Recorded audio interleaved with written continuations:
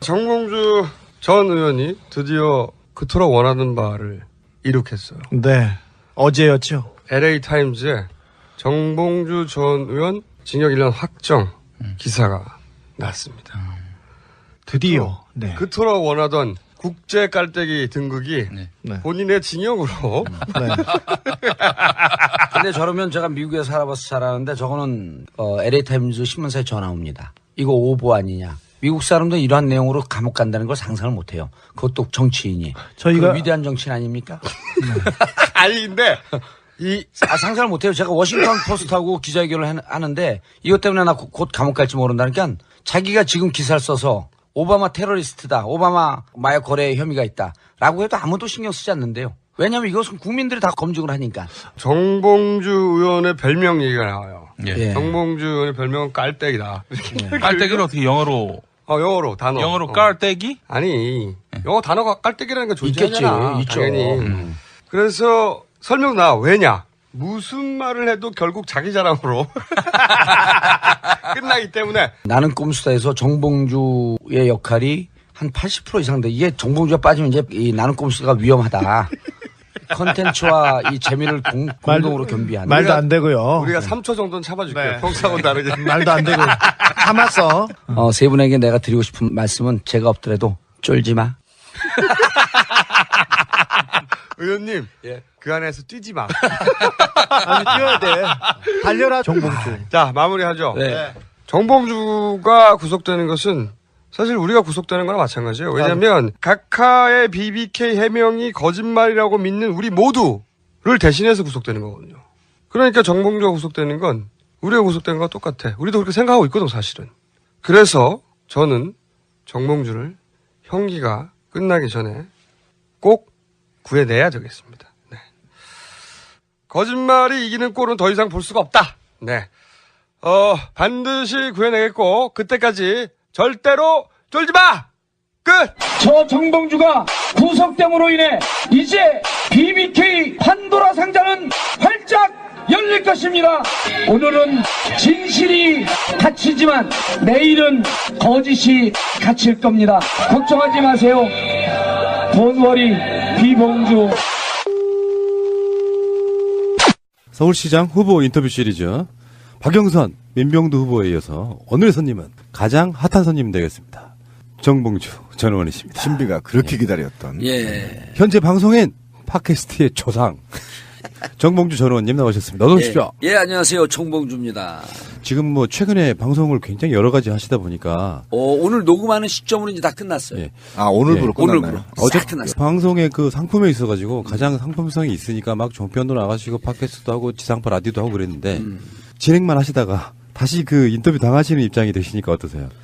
원래 패널이 편해요. 그렇죠. 패널이. 네. 그 패널은 자기 얘기를 이제 다 할 수 있고 진행을 하면 이제 끌어내는 거 아니에요. 끌어내는 역량은 이제 뭐 탁월한데, 패널로서의 역량은 슈퍼 탁월하다. 이게 제가 의원님하고 네. 공감력 많이 갖는 부분이 그런 거예요. 사람들이 잘 모르는 얘기가 있어. 전국구를 진행하는데 꼭 악플이 달려. 왜 이렇게 말이 많니? 이유가 있어. PD 역할과 진행자 역할 하는 사람 입장에서는 공간이 비는 꼴을 못 보는 거예요. 일단은 방향성 이렇게 가야 되는데 딴 데로 가고 있어. 그럼 또 끼어들지. 그리고 어떨 때는 녹음해서 그렇지 중간에 말이 또 끊겨요. 그럼 또 끼어들지. 그러다 보면 말이 많아지는 거예요. 그러니까 컨텐츠가 있는 사회자만이 말이 많아질 수밖에 없다. 자기가 많다는 거야? 어쨌든 축하는 드려야죠. 예. 우리가 지금 공식으로 축하는 안 너무 드렸죠. 늦었긴 했는데 네. 사면 복권 축하드리겠습니다. 예, 감사합니다. 네. 저는 여기 들어오면서, 정말 이걸 보면 대한민국 민주 세력의 힘이 얼마나 웅장하고 얼마나 진짜 대단하다라고 하는 게 지금 여기 들어오면 아주 그 작은 지하 골방이거든요. 네. 여기서 역사를 만들어내는 거 아니에요. 맞습니다. 감사합니다. 혁명이 이루어지고 있고 이게 제가 지금 얘기하면서도 저도 이제 좀 전유를 하는데 2016년 4.13 총선 때 그렇죠. 근거 없이 이른바 이제 그때 몇몇 팟캐스트에서 막 예측을 한다 그러면서 165석서부터 185석까지 예측을 했어요. 새누리당. 근데 이제 우리는 그 윈즈코리아하고 계속 조사하면서 28개 지역을 안심번호로 조사를 했어요. 그렇죠. 완전 과학적 데이터를 갖고 이긴다 우리가. 그랬다가 한 선거 4.13 총선 수요일 날 13일 날은 다 수요일 아니에요. 그렇죠. 그게 법으로 규정되어 있는 건데 월요일 날 02시, 01시쯤 올렸어요. 전국구 팟캐스트는. 그리고 우리가 1등 가능성을 조심스럽게 얘기하면서 근데 국민의당 약진. 그러니까 우리 듣고 있는 지지자들은 국민의당 약진만 꽂힌 거야. 선거하지 말라는 얘기냐 왜 국민의당을 빨아주냐고 보고 있다가 제가 잠을 늦게 자거든요. 예. 2시간 만에 내렸어요. 2시간 만에. 근데 어쨌든 우리 결과들이 딱 나왔는데 그때 많은 보수 언론의 그 정치평론가들도 팟캐스트가 종편을 이겼다 이렇게 얘기한 거예요. 그렇죠. 팟캐스트가. 실질적으로 우리가 역사를 끌어낸 거예요. 그렇죠. 종편 이게 그 설치 방송법 통과된 게 2009년일 겁니다. 그 2009년서부터 2012년은 종편에 의해서 정권을 강탈해 간 거고 쟤들이. 우리가 그리고 나서 2012년 깨지고 2016년 총선까지 이 4년 동안 결국 대한민국을 비뚤어져 가고 있는 걸 바로잡은 게 팟캐스트의 힘이에요. 우리 팟캐스트의 조상께서 말씀하고 계십니다. 아니요, 저는 조상은 아니에요. 원래 팟캐스트의 father of 팟캐스트는 김어준 씨예요. 그러니까 팟캐스트 조상 4인방 이렇게. 그렇게 안 합니다. 우리 딱딱 규정해요. 팟캐스트 the father of 팟캐스트 김어준. 또 mother를 자칭하는 사람이 있어요. 예. The mother 팟캐스트 정청래. 좀 허접하긴 하지만. 김영민 아니에요? 김영민 주주는 이제 우리가 묻어가는 거고. 그럼 정몽준은 뭐냐? The godfather of 팟캐스트. 근데 어쨌든 네. 저는 이제 우리 봉도사님을 어쨌든 팟캐스트 효시라고 하는데 우리 방송도 사실은 뭐 낙곰수의 영향을 받은 거잖아요. 이름하여 우리가 스스로 얘기하죠. 낙곰수 기재라고 하고 있고. 예, 그래서 이 후배들이 이렇게 많은 영향을 미치고 있는데 이런 데 와보시면 어때요, 소감? 근데 지금 딱 들어오면서 제가 그래서 그 소감을 얘기하는데, 이거 지금 이 지역을 들어오면서 차가 못 들어올 정도로 이게 과거에 차가 이렇게 많지 않은 세대의 전원. 그러니까 이게 이제 일종의 난개발로 막 된 거거든요. 터 있는 데마다 막 집을 저는 거야. 거기 골목골목 들어왔고 차도 될 수 없는 데 들어왔고 딱 지하에 들어왔는데 지하 불과 20평도 안 되는 이 골방에서 여기서 이 젊은 청춘을 바치면서 여기서 무엇을 위해서 이 팟캐스트에 하고 있는가 생각하는 게 순간적으로 주마등처럼 스쳐지면서 가슴 짠하면서 눈물이 왈칵 쏟아지는 거예요. 또 얘기 들으니까 제가 눈물이 확 떠오르네. 그러고 보니 그러네. 난 한 번도 생각을 그렇게 해본 적이 저희 없는데. 예전에는 아니 이제 저는 나름대로 사업 능력도 있고 그래갖고 그렇죠, 예. 일단 부딪히면 일단 손 대면 성공해요. 그리고 우리 벙커만 해도 얼마나 화려합니까? 맞아요. 청담도 항복하는데 사실 우리가 처음 낙곰수 할 때 이런 데서 했거든요. 그렇죠. 이런 데서. 근데 이게 그로부터 7년인데 여전히 여기서 대한민국의 미래를 꿈꾸면서 자신들의 개인의 삶이 아니라 대한민국의 더 찬란한 가치를 위해서 이 골방에서 살고 있는 이 사람들이 정말 대한민국의 진정한 애국자구나. 대한민국 기미 독립운동 100년을 향해서 가는 이 지점에 여기 세 분의 청년이 서 있다. 그게 아니라 의원님이 굉장히 준비를 많이 해오셨구나. 이게 삶은 준비된 자에게 오는 소중한 그 선물이에요. 새가 날아든다는 여러분들의 하트를 먹고 삽니다. 잊지 않으셨죠? 에피소드 제목을 누르고 플레이가 되면 오른쪽 위에 하트를 꼭 눌러주세요. 오늘도 감사합니다. 더 많은 분들이 들을 수 있도록 하트 꼭 눌러주세요. 어쨌든 간에 지금 팟캐스트를 보면은 팟빵에만 12,000개가 있어요. 그래요? 지상파하고 비교할 수 없을 만큼의 사실은 경쟁이. 그 중에 시사가 몇 개쯤이나 됩니까? 50% 정도는 시사가 되지 않을까. 그렇죠. 웬만한 것도 다 시사 얘기를 하니까. 제일 쉽기도 하지만 가장 어렵기도 합니다. 시사 얘기는. 어쨌든 간에 그거 보면은 이제 처음에 왜 누구나 다 그렇겠지만 우리들도 팟캐스트를 이런 팟빵 같은 포털이 없을 때부터 막 다운로드 받아가지고 듣고 어디서 다운로드 받을 수 있냐. 그때 아마 딴지일보 사이트에 가서 다운 받고 막 그랬을 그렇죠. 거예요. 그렇죠. 그때 이후에 시간이 엄청나게 많이 지난 거잖아요, 지금. 그래서 결국에는 그 과정 속에 지금 앞에 있는 우리 마차님만 해도 뭐 김용민 찍으려고 그 노원구리 사가고 막 그랬다고. 맞아요. 그런 분들이 독립운동가예요. 근데 저는 지금 너무 꿈 같아요. 왜냐면 우리 방송에서는 여러 번 말씀드렸지만 제가 프랑스에 있을 때 와이파이가 잘 안 터지는 지역이었거든요.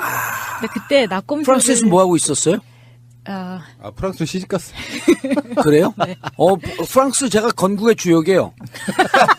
봉주를. 그렇죠. 그래 제 이름 따갖고 인사를 하잖아요. 봉주로. 맞아요. 그래서 제가 그 방송 들으면서 저희 가족들한테 이 사람 이름이 봉주라고 그런 이야기를 했었던 기억이 나는데 예. 근데 그땐 그 2016년 그러니까 2014년? 예. 이때만 해도 프랑스에는 그렇게 와이파이가 막 공용으로 돼 있지 않아서 남의 집 처마 밑에서 와이파이를 다운받아다가 어허. 집에 가서 네. 그 40분씩 다운받았어요, 앉아서. 그러니까 그래서 집에 이게 가서 독립운동이라니까 듣고 이런 게. 그때 그렇게 했는데 제가 어느 순간 새날에 들어와서 지금 의원님 앞에 앉아있는 게 너무 꿈 같은 거예요. 인생을 얻어 걸리는 거예요, 그냥. 사람들이 저더러 그래요. 너 왜 서울시장 나가? 인생을 얻어 걸리는 거야. 어쨌든 간에 이런 유쾌함이 전 참 좋고요. 계속 사면 요구했잖아요, 우리 방송에서. 맞아요. 그건 제가 네. 정확하게 알고 있어요. 자, 어쨌든 간에 우리 아까 말한 가드 오브 파더. Godfather. 가드 파더. 영어는 좀 안 되시네. 지금 우리 의원님 앞에서 영어 쓰면 안 돼요. 그렇죠. 영어 선생님이십니다. 사실 전문가시잖아요. 자, 잠시 후에 다시 오겠습니다. 자, 지금부터는 이제 여쭤볼 게 한 며칠 전에 나간 방송에서 우리가 그런 이야기를 했거든요. 예. 이명박 때문에 감옥 가신 분이에요. 그리고 사실 낙검수도 주도는 김어준이 했지만 예. 정봉주 의원 감옥 가는 스토리에 들어있는 거잖아요. 근데 그 당사자가 심지어 지금 감옥 문 앞에 와 서 있잖아요. 이분은 또 최근에 사면 복권을 됐고 심지어 이명박이 정치적으로 컸다는 서울시장 후보에 지금 그런 의미를 전 담고 있을 거라고 보거든요. 그렇죠. 감회가 어떠세요? 그때 사실은 이제 그 많은 분들이 기억하고 있는 게 낙검수도 기억하고 있지만 그 검찰청사 앞에서 그렇죠. 그날 영하 12도인가 그랬어요. 그리고 이제 우리가 드레스 코드는 레드. 아, 맞아. 저 그때 거기 갔어요. 네. 빨간 목도리? 제가 태어나서 처음 갔던 그런 정치적 집회가 거기였어요. 근데 묘한 게 그다음에 자유한국당이 레드로 가잖아요. 예, 그렇죠. 이게 일종의 우리가 예측하지는 않지만 세상에 대한 기시감이 있었던 거예요. 근데 그때 갈 때 약 추산이 정확하게 나중에 경찰한테 물어봤더니 자기들이 12,000원 추산을 하더라고.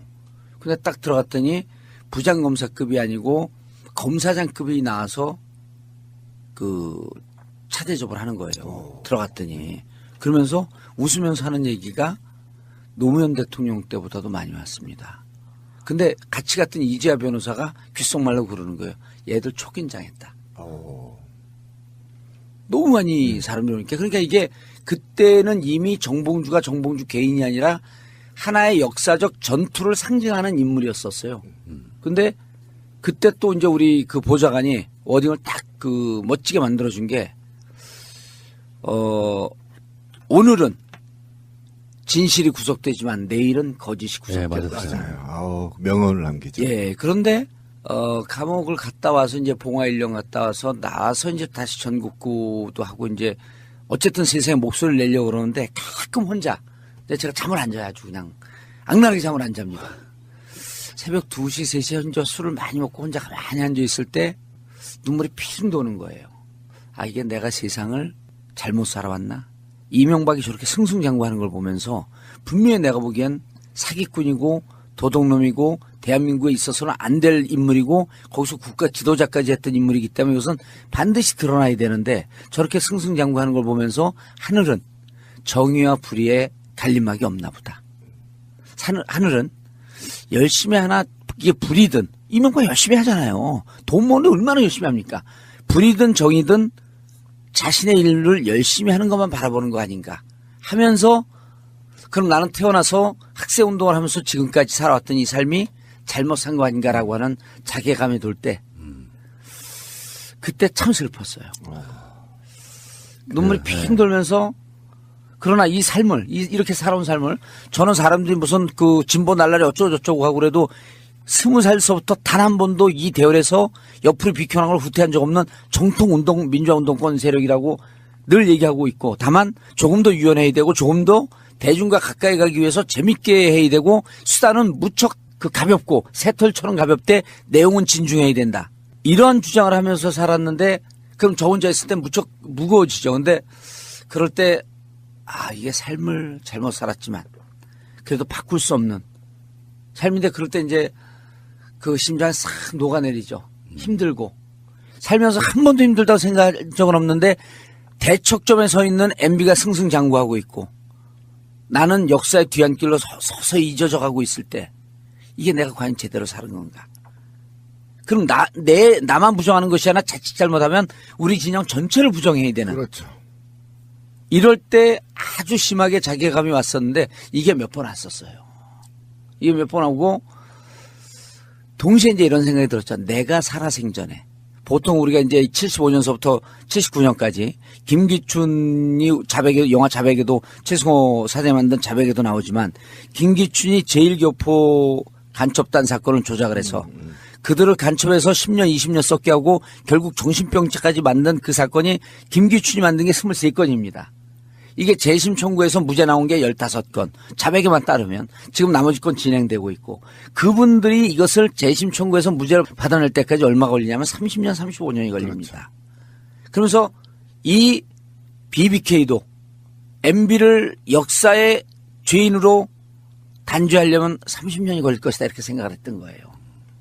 그래서 제가 그나마 명분으로 삼았던 게 역사의 법정에는 공소시효가 없다.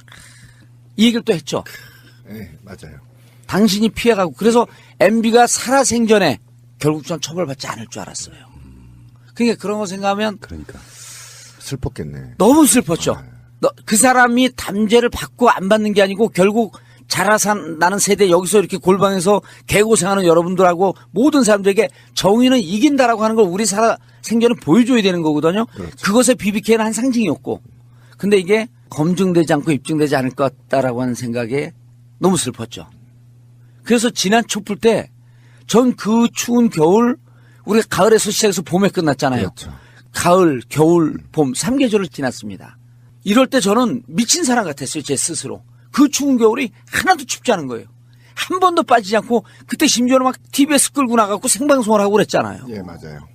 그게 별거 아닌 것 같지만 여기 계신 분들 처음에 새가 날아든다 이거 할 때 어찌 보면 뭐 1000명, 10,000명 듣는 것부터 시작했거든요. 지금 그게 수십만이 되고 정치 시기에 따라서는 100만, 200만이 넘어가고 이런 거 볼 때 아, 내가 이걸 정말 잘했구나. 이런 생각들이 드는 거 아니에요? 광화문 그 현장에서 촛불을 들고 저는 그때 이 생각을 했어요. 촛불을 들고 이제까지 오만하게 내가 앞에 서서 세상을 끌고 가고 대중을 끌고 간다는 이 오만함을 버리자. 이제 대중의 옆에 서 있든 뒤에 서 있든 그 자랑만 놓치지 않고 있으면 나는 역사는 간다. 그 대중을 보면서 우리 촛불 혁명 시민을 보면서 그냥 집에 가면 이 막 심장이 터지는 것 같은 거예요.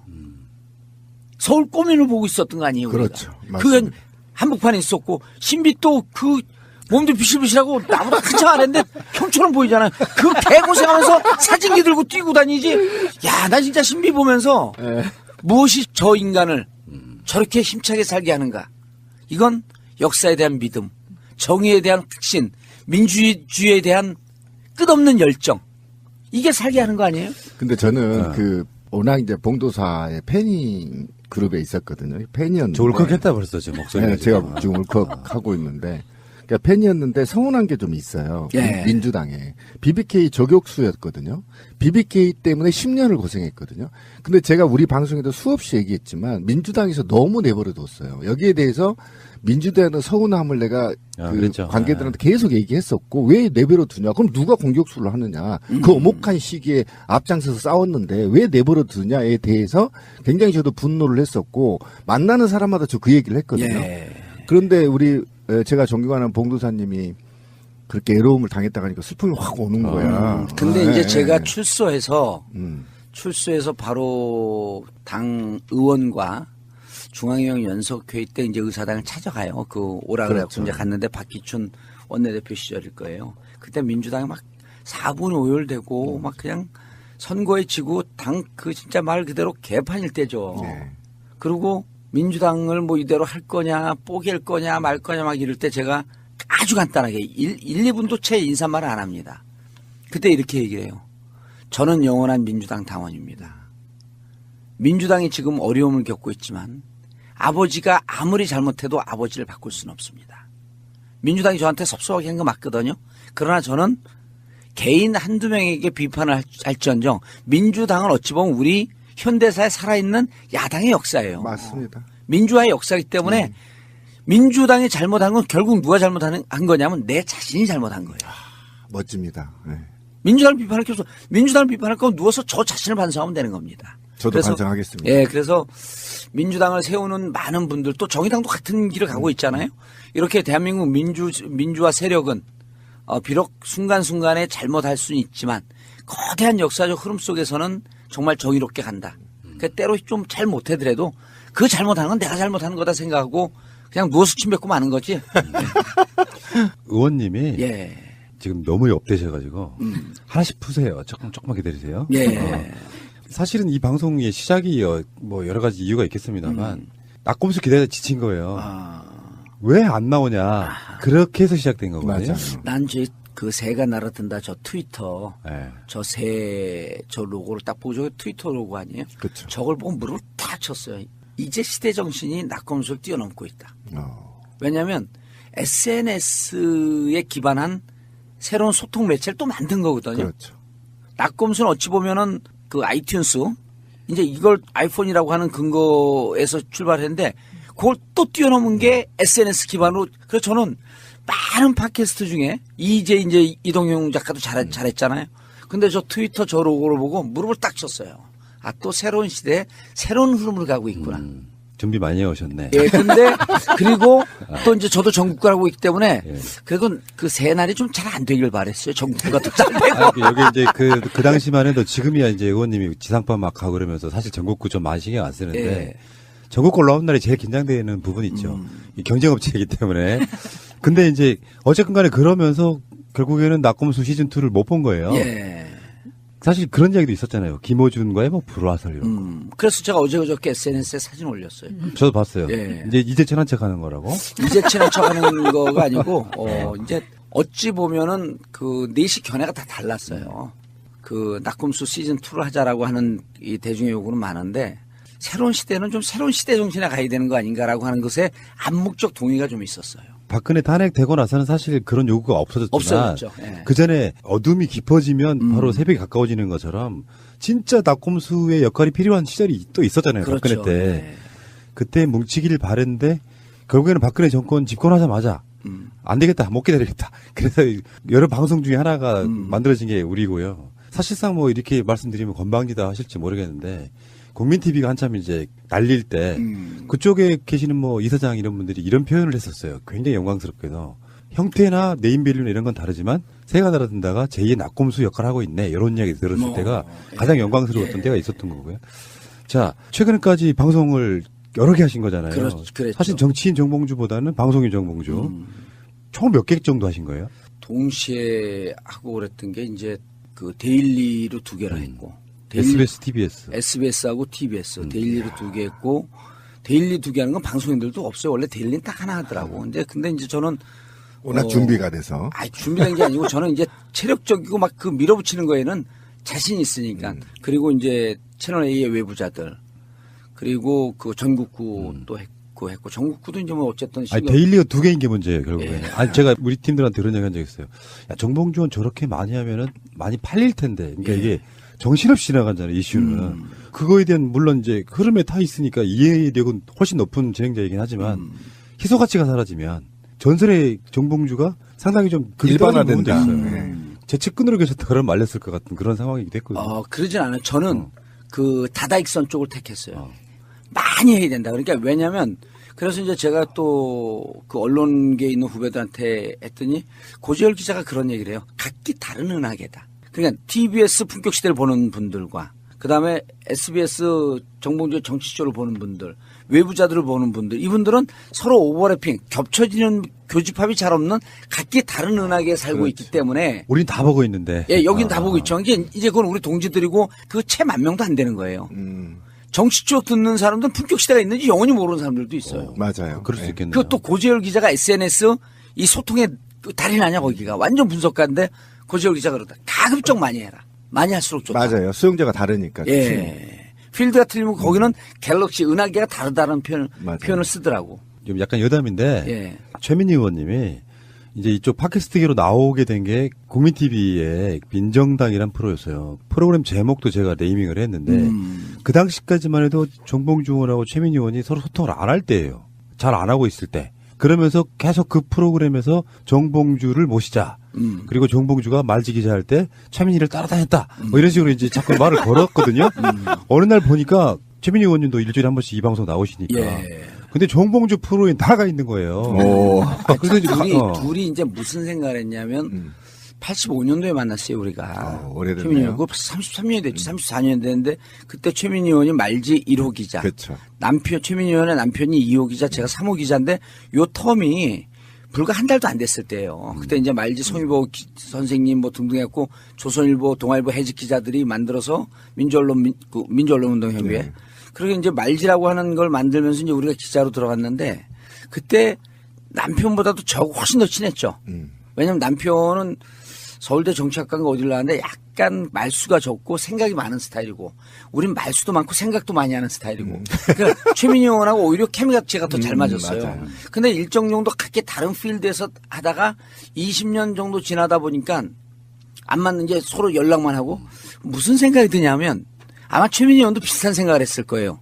서로 보완제가 아니라 대체제라는 생각을 했을 거야. 그러니까 나하고 최민희 의원하고 만나면 그 방송에 케미가 사는 것보다도 서로 자기 역할을 찾으려고 그러다가 충돌하는 거 아닌가라고 하는 생각이 어느 순간에 좀 들더라고. 그래갖고 좀 그 서로 거의 의도적으로 잘 안 만나는 구석이 있는데 이제 제가 뜨니까 최민희 의원이 또 붙어 먹으려고 막 연락을 해요. 근데 저는 그때 대체제라고 봤던 거야. 근데 만나봤더니 서로 간에 이미 그 20대 때도 잘 케미가 맞았고 서로 간에 30년 세월을 따로 살면서 완숙한 경험이 축적되다 보니까 보완제가 돼 있는 거예요. 내가 부족한 부분에 최민희가 있고 최민희 의원이 부족한 부분에 제가 있으면서 둘이 만나면 어느 방송을 가도 환상의 케미라는 거야. 그러니까 한번 해봤는데 좋으니까 방송마다 PD들이 제가 하는데 다 최민희 의원을 부르는 거예요. 그렇게 된 거고요. 예. 그래서 저도 보니까 최민희 의원이 아주 빼죽하거든요. 그 우리가 부르는 호칭이 있어요. 디테일의 제왕. 이렇게 표현하는. 디테일의 제왕이고 최민희 의원이 이제 제가 이게 여성 운동가들을 폄하하는 건 아닌데 그때 당시만 해도 이제 여학교의 학생 운동보다도 남녀 공학의 학생 운동이 세다 보니까 좀 여학교의 논리가 남학교 자기 사귀는 남자분들의 논리로 수렴되는 경향이 많았었어요. 그렇죠. 그건 남성성이 채워진다. 그렇죠. 예. 그리고 과거에 이제 독립운동 시절도 여성 아주 독자적인 독립운동가들이 있는가 하면 대체로 남성 중심의 운동으로 이렇게 맞아요. 수렴돼 가고 있었거든요. 근데 최민희 의원은 2대 79학번인데 독특하게 자기의 주장이 남성들을 오히려 설득하는 정도로 강력한 정체성이 있는 거예요. 그리고 그래서 최민희 의원하고 어느 장소에서 논쟁을 하면 불편할 정도로 이 자기 논리가 분명한 거예요. 근데 이제 요즘은 거기다 또 국회의원까지 하니까 아주 디테일한 거. 그 디테일로 승부할 줄 아는 사람이죠. 그렇죠. 디테일로 승부할 줄 아는 사람은 메인 흐름에도 강해요. 그 무척 탁월한 이론가죠. 그때 당시에도 이론가 했었어요. 정책가고. 근데 한 30년 지나니까 더 나아졌더라고. 그래갖고 이제 저하고는 케미가 좋으니까 계속 같이 프로 했던 거지. 제가 개인적으로는 최민희 의원한테 방송을 같은 사람과 여러 번 나가는 거를 약간 반대했던 측면도 있어요. 개인적으로는 그렇다는 말씀드리고. 근데 말씀 들어보니까 이해가 좀 되고요. 최민희 의원이 젊었을 때 그렇게 예뻤습니까? 예뻤어요. 아, 진짜 예뻤어요. 최민희 의원이 지금도 가만히 보면 약간 이국적이잖아요. 코리안 비주얼은 아니야. 근데 그때도 독특하게 이국적이면서 정말 매력적이었죠. 정봉주 의원이 최민희 의원을 따라다녔다 이런 건 아닌 거예요? 영화 보러 가고 막 그랬을 때. 아니죠. 제가 따라다녔죠. 오, 따라다녔는데 따라다녔는데 이런 거죠. 따라다니는데 수용하지 않으면 그 따라다닐 수 있어요? 싫은 척 하면서 그냥 같이 가는. 우리나라 말을 끝까지 들어봐야 되잖아. 안 돼요.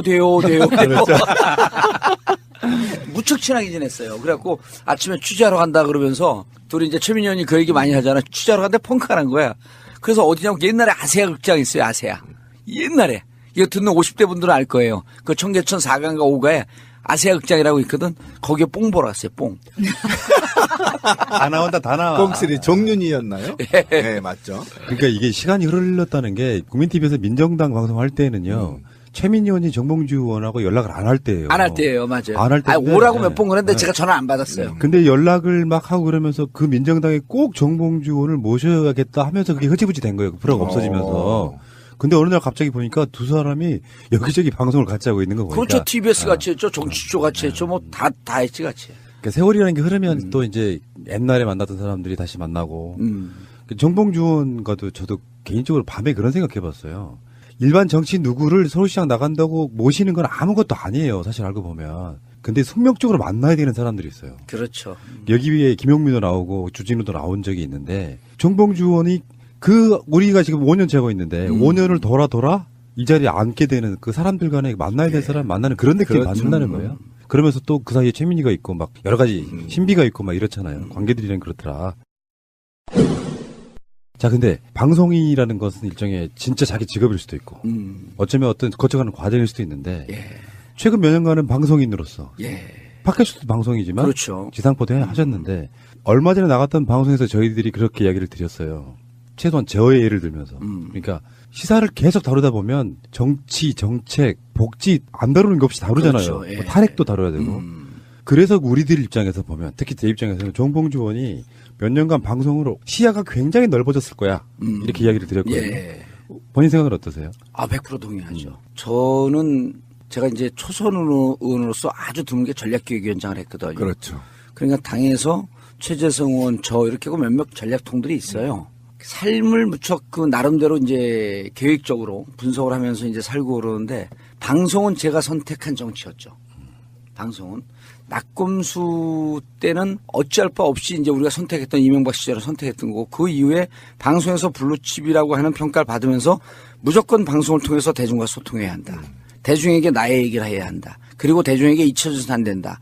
방송을 통해서 나의 힘을 갖고 대한민국의 민주주의가 어디로 가야 되는지를 눈에 보이지 않지만 서서히 가다 보면서 창호지에 물젓듯이 쫙 이렇게 가는데 그 역할을 내가 해야 된다고 하면서 그래서 방송을 많이 한 거고 방송에서 저는 정치를 한 거예요. 나를 묶어놔 봐라. 어떤 식으로 묶어놔도 나는 끝까지 살아남는다라고 하는 오기가 있었던 거예요. 느꼈습니다, 방송에서. 예. 그러면서 피선거권으로 묶여있기 때문에 이제 방송을 통해서 내 얘기를 하려고 했던 거고. 근데 고맙게도 그렇게 나름대로 미치다 보니까 무슨 기회가 주어지냐면 여러 사람의 전문가들과 공부하면서 진지하게 이 아젠다에 대해서. 그래서 제가 이제 전국구에서 잘 보시면 알겠지만 다른 데서 안 다루는 두 개를 꼭 다루는 게 있습니다. 좀 잊혀져 갔을 때 세월호를 끝까지 다뤘고요. 그렇죠. 그다음에 남북 문제와 한미 관계는 전국구의 단골 메뉴입니다. 이거는 국가적 아젠다를 갖고 대한민국의 미래를 어떻게 가야 되는가라고 하는 제가 이렇게 얘기를 해요. 조명균 통일부 장관보다도 외교 안보 라인은 전국구가 최강이다. 왜냐하면 우리에 나왔던 패널들이 다 지금 통일부하고 외교 안보 라인에 들어가 있거든요. 그래서 저는 공부한다는 측면, 대한민국의 아젠다를 끌고 간다는 측면으로 방송을 했지만 사실 개인적으로는 어마어마한 공부를 한 거죠. 또 공부를 하는데 수고한다고 장학금까지 줘요. 그냥 막 출연료도 줘. 또 출연료가 우리 또 자본주의에 철저하잖아요. 제가 세월호 도와야 돼요. 뭐 도와야 돼. 그러니까 출연료도 주는 대로 받지 않아요. 악착같이 협상해갖고 무조건 최고로 받습니다. 최고. 예. 그래서 유 장관님이 최고로 받는 것 같지만 이게 방송계 비밀인데 방송에서 최고 출연료는 접니다. 오. 아무도 못 쫓아요.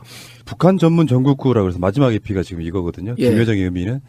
이럴 때 저는 전국구를 꼭 듣는데 예전에는 또 어떤 동질감이 있었냐면 탈핵 많이 다루셨잖아요. 예, 원전 문제. 예. 그래서 탈핵. 그러니까 이게 팟캐스트 또 초창기 멤버들이 갖는 사회적 그 공감에 관련인데 우리도 세월호도 마찬가지고요. 교집합들이 꽤 많아요. 예. 근데 그때는 못 느꼈던 그런 느낌들이 좀 있고. 근데 이제 더 중요한 질문일 수도 있는데 이 지점이 있거든요. 정청래 의원의 말에 일단 빌렸을 때 정청래 의원 나오셨을 때 그랬거든요. 정봉주가 서울시장을 나가면 가위바위보를 하거나 아니면 내가 양보할 거야. 예. 이러면서 했던 이야기가 아무리 인기가 있어도 사람들은 그 사람을 국회의원 감으로 보느냐 서울시장 감으로 보느냐가 시각이 다르다는 거예요. 예. 그런 얘기 들어보신 적 있잖아요. 예. 근데 지금 이를테면 반대로 어떤 특정 캐릭터가 그 슬픔이나 아픔을 이겨내기 위해서 오히려 오버해서 굉장히 유쾌해진 반면에 그 유쾌함이 서울시장을 선택하려고 할 때 큰 장애죠. 방해가 될 수도 있다. 네, 장애죠. 예. 그 지점 어떻게 생각하십니까? 일단 그 정청래 의원 얘기를 먼저 하면 전 정청래 의원 얘기에 동의하지 않아요. 동의하지 않는 게 정청래 의원은 국회의원도 잘했지만 정치행정직 즉 그 광역단체장 서울시장이나 뭐 경기도지사 인천시장 이런 데 하나도 무척 잘할 뿐입니다. 다만 이제 본인이 겸손하게 이렇게 얘기를 한 거고 자기는 마포에서 김종인 대표에게 물을 먹고 그렇죠. 이런 정치적 카운터펀치를 맞은 거에 대한 한이 있어요. 제가 느끼는 바로는. 그래서 자기는 정치권으로 돌아가서 자기가 이렇게 눌렸던 부분에 대해서 반드시 한번 나 마포의 정청래라고 하는 걸 꼭 한번 선언하고 싶은 그 심정이 있는 것 같아요. 예, 제가 얼굴에 보입니다. 충분히 이해합니다. 오히려 그것 때문에 저한테 서울시장 자리를 양보했을 수도 있어요. 그래서 저는 정청래 의원이 대단히 훌륭하고 그런 점에서 좋은 아우고 고마운 동지라고 이렇게 하고 기꺼이 제가 나간다 그럴 때 두 말 않고 형 해. 나 안 할게. 멋집니다. 예. 그러면서 또 저고 있는 자리에서도 형 나는 정치인이 더 어울려. 그래서 제가 그랬어요. 당신은 뭘 해도 잘한다. 지금도 똑같은 믿음입니다. 뭘 해도 잘하는데 다만 겸손하게 자리를 피해주기 위해서 그런 논리를 만든 것 같아요. 제가 보기에는. 저는 이번에 서울시장 됩니다. 왜 되냐면 지금 아마 이제 여기 분들이 그 SNS에 능하니까 댓글 분석을 하면요. 12월 29일 30날 SBS에서 그 실수로 나간 인터뷰인데 그때 서울시장 얘기 나올 때 그때 댓글을 보면요. 80~90%가 안 튑니다. 서울시장 얘기 나왔을 때요. 1월 4일 날 제가 JTBC를 나갑니다. 그때 JTBC 뉴스룸 평균 시청률이 6.5 찍다가 8.8 해갖고 2.3이 올라가는 게 기사가 나와요. 정봉주 예고하니까 2.3이 올라갑니다. 8.5면 어마어마합니다. 진짜. 8.8이 나왔어요. 예. 7인가 8. 그런데 이제 그때 이제 그 후퇴를 했죠. 왜냐하면 우리 캠프에서 너무 흥분해서 앞으로 나갔다. 그래서 무엇을 하든지 간에 자리에 연연하지 않고 당에서 복당을 하고 난 다음 당에서 하라는 대로 하겠습니다. 당과 협의해서 가겠습니다. 그런데 제가 이제 새날에서 처음으로 밝히는 건데요. 단독입니다. 저는 서울시장을 9월서부터 준비했어요. 9월서부터 준비했는데 전혀 눈치를 못 챘습니다. 예, 9월서부터 준비했는데 제 이제 기획팀들하고 12월 말이나 1월 말 늦어도 3월 1일까지는 복권이 될 것이다. 절대로 대통령님께 부담 안 주려고 그렇게 얘기하셨잖아요. 예, 로비 안 했습니다. 네. 청와대에 있는 수석들이요. 9명 중에 7, 8명이 다 소통이 되는 분입니다. 심지어 아주 절친 후배도 있지만 그 친구들한테도 얘기를 안 한 했어요. 걸로 지금 알고 얘기를 안 있습니다. 했어요. 예, 예. 왜냐하면 그거 자체가 어찌 보면 특권이고 어찌 보면 반칙이고 그렇죠. 그 반칙과 특권 없는 사이 아닙니까? 그 얘기 안 했는데 시대의 흐름은 거여갈 수 없을 것이다라고 하는 판단을 한 거죠. 왜냐하면 내년 그러니까 올해 8월 15일까지 가면 선거 이후기 때문에 사면 복권을 하기가 쉽지 않을 것이다. 민생 복권은 민생 차원에서의 그 사면 특사는 연말이나 3월 1일까지는 해야 된다. 그럼 정치는 안 한다고 하지만 나는 정치자금법이 아니기 때문에 적어도 몇 명 끼는데 원어브댐으로 들어갈 것이다. 요 예측이 첫 번째 돼 있었고요. 두 번째 안철수에 대해서 저희가 또 이제 분석을 했죠. 국민의당과 바른정당은 반드시 합한다. 근데 막 중간에 깨졌잖아요. 그렇죠. 우당탕 하면서 떨어져 나가고 민평당으로 떨어져 나가는 이 조짐이 보일 때도 그래도 안철수 대표에게는 외통수다. 무조건 합당한다. 그 다음에 합당한 다음에 민주당은 보이지 않는다. 보수의 적자로서 자리매김할 수 있는 기회를 이번 6.13 총선에서 잡으려 할 것이다. 지선. 6.13 지방선거에서 그거는 뭐냐면 서울시장을 되려고 하는 게 아니고 서울시장 나와서 자유한국당에 있는 후보를 이기는 것이 목표고 이렇게 놓은 자락 아래서 자유한국당하고 선거연대를 하든 합당을 하든 이걸 갖고 2022년까지 갈 거다. 보수의 단일 적자다. 대선까지 갈 거다. 대선까지 갈 거다. 이걸 노릴 것이다. 그래서 6.13 때 무조건 안철수는 합당과 출마다. 이걸 9월, 10월에 이걸 결론 딱 내고 그때부터 준비를 한 거예요. 그 지금 맞아가네요. 참고로 말씀드리자면 저도 참고하거나 듣는 팟캐스트가 있잖아요. 그중에 가장 추론에 있어서의 개연성이 가장 높은 치밀한 사람이 정봉주 의원이죠. 맞아요. 동의합니다. 그러니까 이게 결과가 틀렸을지라도 결과를 만들어내는 과정이 가장 합리적인 그러니까 정치를 해본 사람만이 갖는 특성이 분명히 있거든요. 그래서 아까 물어보려다가 말았는데 저희 일반 우리 팬들은 정봉주와 김어준은 지적 한계가 없다 이렇게 느끼거든요. 한계 많죠. 그런데 그 안 보이는 데서 공부 많이 하나요? 나 그거 꼭 물어보고 싶었어. 이제 아니 이렇게 다양한 분야에 굉장히 깊은 조예가 있거든요. 저는 이제 김어준 씨 같은 경우는 원래 머리가 좋고 머리가 좋아요. 그리고 아주 탁월한 통찰력이 있고 저는 그렇게 머리가 좋은 편은 아니고 저는 이제 늘 주장하는 게 지금도 공부를 무지하게 합니다. 그래서 저는 늘 공부 총량제를 주장해요. 중학교 고등학교 때 공부를 안 했어. 제가 그때도 운동권이었어요. 그때 무술. 그리고 뭐 축구도 했다가 궁우도 했다가 복싱도 했다. 그러니까 중학교 1학년까지는 공부를 잘했었는데 국영수만 손에서 안 놓고 한 5년 동안에 거의 공부를 안 합니다. 고등학교 5년 동안은. 그러니까 그때 했던 공부를 많은 분들은 일생에 할 공부를 그때 다 하거든요. 그렇죠. 저는 그때 공부를 하나도 안 하니까 공부 총량제 걸렸어. 그때 안 한 걸 지금 하고 있는 거야. 지금 한다. 이걸 듣고 싶었어요. 지금 해요. 어마어마하게 하죠. 저녁에. 그래서 늦잠 잔다. 그리고 자료에 대한 시뮬레이션, 그러니까 오늘 토론을 1시간 하면 녹화를 2시간 하면 이 녹화 2시간이 어떤 흐름을 갈 것이다라고 하는 시뮬레이션을 머릿속으로 3번, 4번 합니다. 그런데 가볍다예요.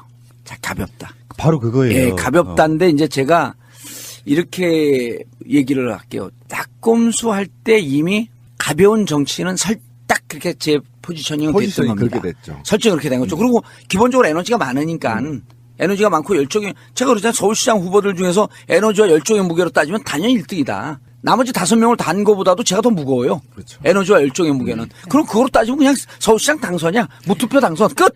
더 이상 선거운동 하면 안 돼. 자, 그런데 2011년에 저는 그때 달려라 정봉주에서도 쓰는데 이게 근데 동양 철학이 사실 나오는 거고요. 자, 권위주의는 골겜이라고 합니다. 유머를. 그렇죠. 골겜이. 동양 철학에서는 골겜이라고 하는 것은 유머예요. 골개미가 없는 정치는 반드시 권위주의로 흐르고 권위주의로 흐르는 정치는 반드시 부패한다예요. 이게 동양 철학의 핵심입니다. 그래서 늘 정치인은 유럽과 미국의 정치인들이 왜 유머로 접근하냐면 유머로 접근하는 순간 상대방은 소통하려고 마음을 엽니다. 그리고 유머로 접근하는 순간 정치인과 나는 격이 없어져요.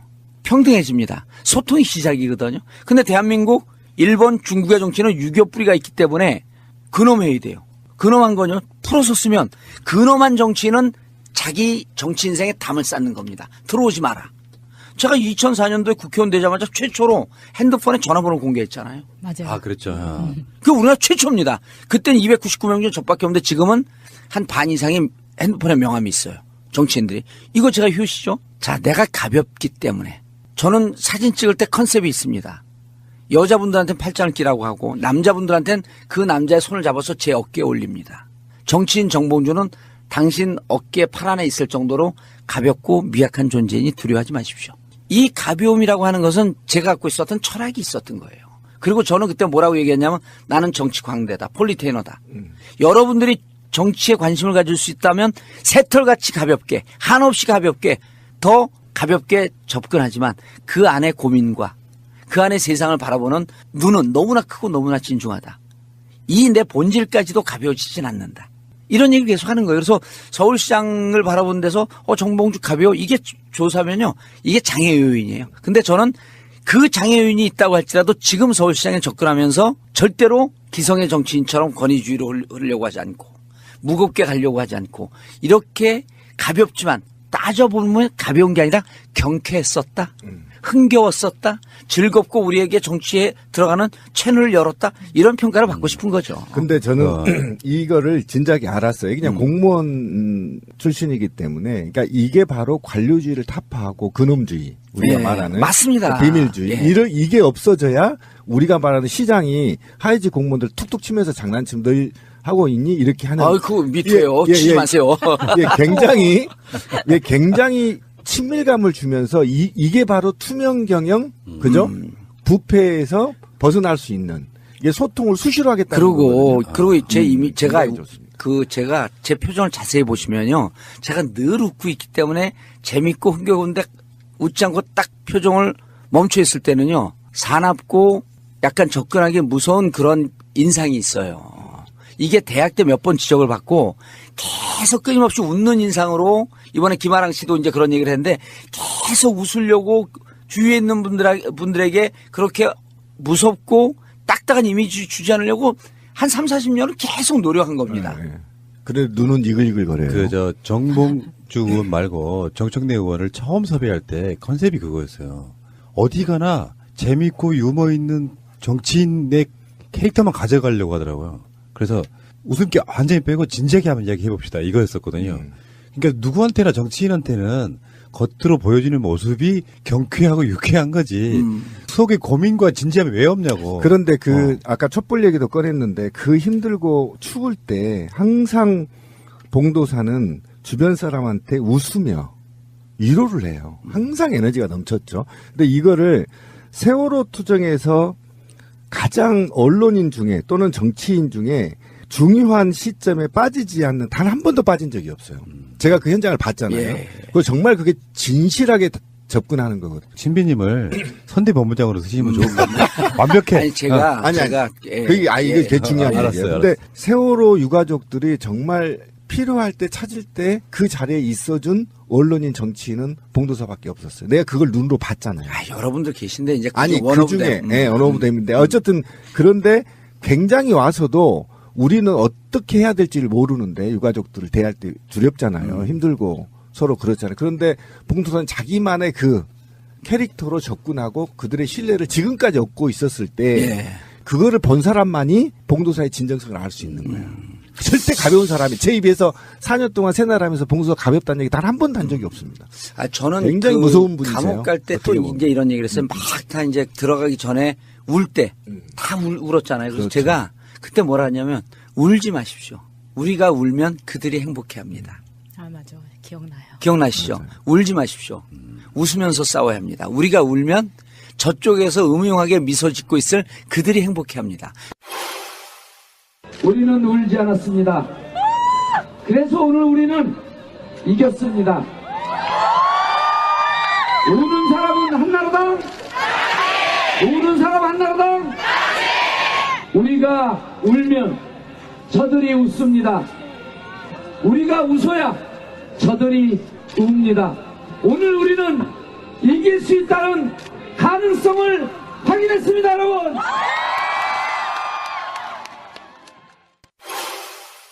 세월호 엄마들한테 뭐라 하냐면요. 어머니 웃으면서 싸워요. 자식 잃고 실성했다는 얘기 들을 정도로 웃으면서 싸워요. 그래야지 쟤들이 우리가 무슨 생각을 하는 줄 모릅니다.